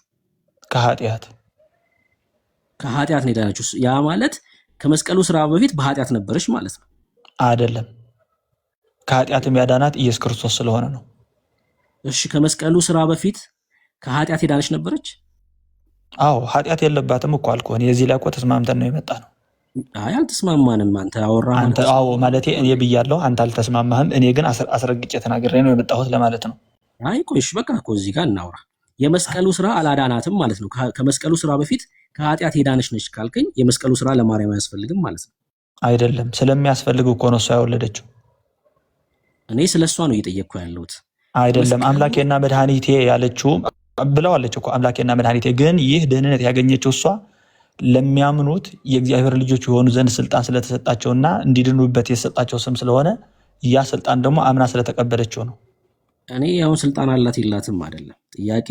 በመስቀሉ ስራ ድናለች ብለኛል። አልቀየርክም አይደል? ሐሳብን አልቀየርኩ። መስቀሉ ስራ ለሷም ድህነት ነው የመጣው እኮ ብያለሁ። ለሷም ድህነት ስልህ ግን ምንድነው የተመረጡት የዳኑት ያዳኑት የሚባሉ የሉም በክርስትና ዘንድ። ኢየሱስ ክርስቶስ ለዓለም ሁሉ ስለመጣ ነው። አንዴ ዓለም ሁሉ ድኗል ብለን ነው የምታምነው? በኢየሱስ ክርስቶስ ስራ የተቀበሉት ድነዋል። እሺ እኮ የተቀበሉት ከየትኛው ዓለም የሆኑ ማለት ነው እኮ። አይ ችግር የለውም ከየትም ዓለም የሆኑ የተቀበሉት ድነዋል። ማርያም በክርስቶስ ኢየሱስ የመስቀል ስራ ነው የዳነችው ማለት ነው። በኢየሱስ ክርስቶስ መስቀል ስራ ድናለች ነው እንጂ የዳነችው ከሱ በፊት ኃጢአት ስለነበራት አይደለም። ምንድን ነው እያልክ ያለው ወዳጅ? ለራስህ እንኳን ይገባል የምትለው ነገር? አዎ ይገባኛል። ምክንያቱም ኢየሱስ ክርስቶስ ከማርያም የወሰደው ስጋ አይደለ ይዞ የተሰቀለው ኢየሱስ ክርስቶስ። እኔ እሱ አይደለም ጥያቄ። አይ ልጠይቅህ እንጂ ማለቴ ኢየሱስ ክርስቶስ እኮ ስጋውን ይዞ የተሰቀለው እኮ ከማርያም የወሰደው ነው። ስለዚህ ለራሱም ጭምር ተሰቀለ ልትል ባይሆን ብዬ ነው። እኔ ትጠይቀኛለህ፣ ጥያቄ ካለብህ ትጠይቀኛለህ። ችግር እጠይቅሃለሁ። ተጠይቅ፣ ችግር የለውም ወዳጅ። የኔ ጥያቄ ግን በመስቀሉ ስራ ከዳነች ከመስቀሉ ስራ በፊት አልዳነችም ነበር ማለት ነው? እንደዛ አይደለም። እሺ ከምንድን ነው የዳነችው በመስቀሉ ስራ? አዎ ከኃጢአት ከዳነች በኃጢአት ውስጥ ነበረች ማለት ነው። በኃጢአት ውስጥ ስለነበረች አይደለም፣ ቀድሞም ስለጠበቃት ነው። ያ የጠበቃት ምክንያት ደግሞ ለመስቀሉ ስራ እያዘጋጃ ስለሆነ ነው። አይደለም ቀድሞ ከጠበቃት ደግሞ የመስቀሉ ስራ ያስፈልጋትም ማለት ነው። በጣም ያስፈልጋታል። ቀድሞ የጠበቃት እኮ ለመስቀሉ ስራ ፈልጓት ነው። ምንድነው አሁን እኮ አንተ ነህ እየዞርክብኝ ያለው። እኔ መጀመሪያ ተጠይቄ ነው የመጣሁት። ጠይቄ መልሼልህ ነው የመጣሁት ስለ ነው ብሩኬ። ማርያም ጌታ ኢየሱስ ክርስቶስን መድኃኒቴ ስትለው ምን እያለች ነው? አዎ ከኃጢአት የጠበቀኝ። ከኃጢአት ተጠብቃ ነበር ማለት ነው መድኃኒት ሲላት። አዎ አድኗታል። ሰው ከኃጢአት የተጠበቀ ሰው በመስቀሉ ስራ ከኃጢአት ሊድን አይችልም ማለት ነው። ኦልሬዲ ከኃጢአት የተጠበቀ ስለሆነ አይደለም። እሷ እኮ ከኃጢአቱ የተጠበቀችው ለመስቀሉ ስራ ድህነት ምክንያት እንድትሆን ነው። ስለዚህ የመስቀሉ ስራ ለእሷም ይሰራል ነው። አጭር ቋንቋ ነው እኮ እያወራሁ ያለሁት። እኔ የመስቀሉ ስራ ለእሷ የሚሰራ ከሆነ አድኗታል ከኃጢአት? አዎ እንደዚህ እኮ ነው አሁን የገጠመን ጉዳይ። አሁን እኮ በእውነት ነው ብላችሁ ያለንበት ጊዜ በእውነት ብላችሁ እንደዚህ ግራ የሆነ ጊዜ ማለት ነው። በእውነት ለሚናገሩት ነገር በጣም ዳኒ ወየየው ከመስቀሉ በፊት ነው ድናለች የሚለው ከመስቀሉ በኋላ ነው የዳነችው? አሁን እያምታታ ስላለ ግልጽ ያድርገው እስኪ። መቼ ነው የዳነችው? መስቀሉም ያስፈልጋታል ይላል። ከመስቀሉ በፊት ደግሞ ለመስቀሉ አዘጋጅቷታል፣ አድኖ ጠብቋታል እያለ ነው። እንዴት ነው ድህነቷ? ክሊር ያድርገው እስኪ። እኔ ግራ የሚያጋባ ስለሆነ ኦርቶዶክሳዊ ትምህርት እንደዚህ ግራ ነው። ለዛ እኮ ነው በቃ ይሄ ኦርቶዶክሳዊ ትምህርት ነው። በቃ ምንም ግልጽ ነገር የለውም። በቃ እንደዚህ ግራ ስለሆነ ነው። በእውነት ነው የምላችሁ፣ በቃ ግራ ነው። አሁን ይሄን ሁሉም ኦርቶዶክሳውያን እንደዚህ ያምናሉ ብዬ እያልኩ አይደለም፣ ግን እንደዚህ የሚያምኑ ግን አሉ ኦርቶዶክሳውያን። ሁሉም ግን እንደዚህ ያምኑ፣ ሁሉም እንደዚህ ያምኑ እና እሺ ሂደን ለኢዮባ ልመልስለት። ኢዮባ ወንድሜ የጠየቀኝ ጥያቄ አለ፣ ከሱ ጋር ልመልስ አብሬ ማለት ግልጽ አድርግልን እያለኝ ነው። ብሩክ ጋር ቀጥል። እኔ እኮ ብዥታውን ለማጥራት ነው እንትን ያልኩት። እኔ አንተን ልቀበል አላልኩም፣ ግን ብዥታውን አጥራው እያልኩ ነው። እሺ ብዥታውን ላጥራ። ኢዮባ ወንድሜ ችግር የለውም። ብሩክም እያወቀ ነው። ያው ያልተስማማ ነው የሚመስለው ጥያቄው በጥያቄ ምናምን ስለጠየቀኝ ነው። ኮዝ እና ኢፌክት ምናምን በሚል በዚህም ስዞር ኢፌክቱ ማን ነው ኮዙ ማን ነው ምናምን እያለ ጥያቄ አላሳጠረው፣ ግልጽ ላድርገው። መድኃኒቴ አምላኬ ብላ የጠራችው አምላኳም መድኃኒቷም ኢየሱስ ክርስቶስ ስለሆነ ነው።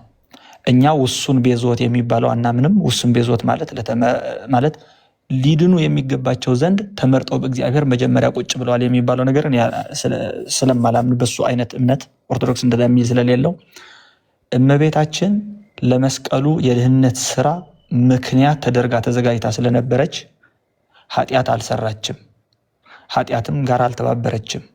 ይህ ደግሞ ያደረገው እግዚአብሔር ነው። ለመስቀሉ ስራ ብሎ ስላዘጋጃት ለዚህ ነው ከኃጢአት የጠበቀችው። ይህ ደግሞ ለእሷ መድኃኒቷ እንደሆነ ይናገራል። ለዚህ ነው ኢየሱስ ክርስቶስ ያዳናት የምንለው። መስቀሉ ስራ ለእሷም ጭምር ነው። ምክንያቱም ምክንያት ትሆን እንጂ ውጤቱም በእሷ ምክንያትነት ስለመጣ ለእሷ አድኗታል ብለን እናምናለን ነው ያልኩት። አጭር ነው አይደል? አሁን በቃ አጭር ነው። ገብቶናል። አዎ በጣም ነው የገባንሽ። ተባረክ። አሜን። እናመሰግናለን።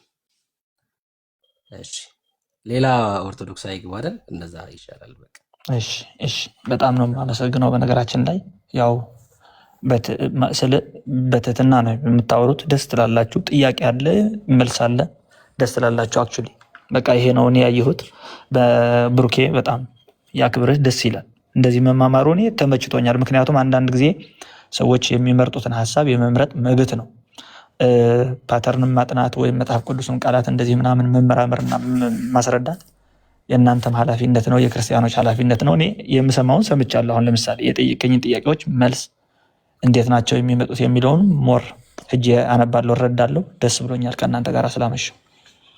እሺ ተባረክ። አሜን። ጌታ ደግሞ ይርዳ። አሜን። ሌላ ኦርቶዶክሳዊ መምጣት ይችላል። ሌላ ኦርቶዶክሳዊ ዳኒ ያለክ ረጅም ሰዓት ያዘን በጌታ ሳናስተኛው አንቀርም። ዳኒ ሳናስተኛው አንቀርም። ዳኒሽ አለ አሁን እንዴ ምን ላድርግ ታዲያ? ከመስቀሉ በፊት ድናለች፣ መስቀሉ ደግሞ አድኗታል እያለን እኮ ነው። በጣም የሚገርም ነው። ጥሩ ነው ያረከው እኮ ምንም መልሶ 10 ጊዜ ስንቴ ነው የጠራው? ግን ምንም እስኪ ከዛ በፊት አዘጋጃት አለ። ለምን ኢየሱስ ክርስቶስ እንድትወልድ ኃጢአት እንዳትሰራ መርጠው አዘጋጅቷታል አለ፣ ጠብቋታል አለ። እንግዲህ የተጠበቀች ከሆነች ኃጢአት የሌላት ከሆነች የመስቀሉ ስራ እንደገና ለምን ያስፈልጋታል ታዲያ? አያስፈልጋትም እኮ መጀመሪያውን አነጻት እኮ እያለ ነው። እንደገና ደግሞ መስቀሉ ደግሞ ሆነ የመስቀሉ ስራ ያስፈልጋል እኮ አያስፈልጋትም እንደዛ ከሆነች።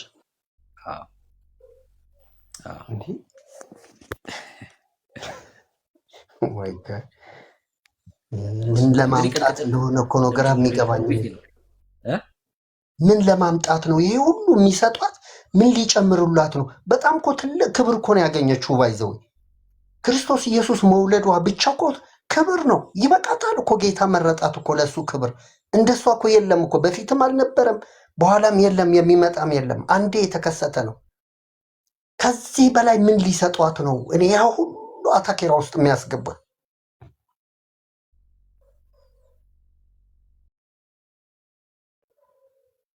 ጌታ። ሌሎች እንግዲህ ይግባ ካሉ ኦርቶዶክሳውያን ካሉ ያ ጌታን መውለድ ማለት በቃ ትልቅ ክብር እኮ ነው።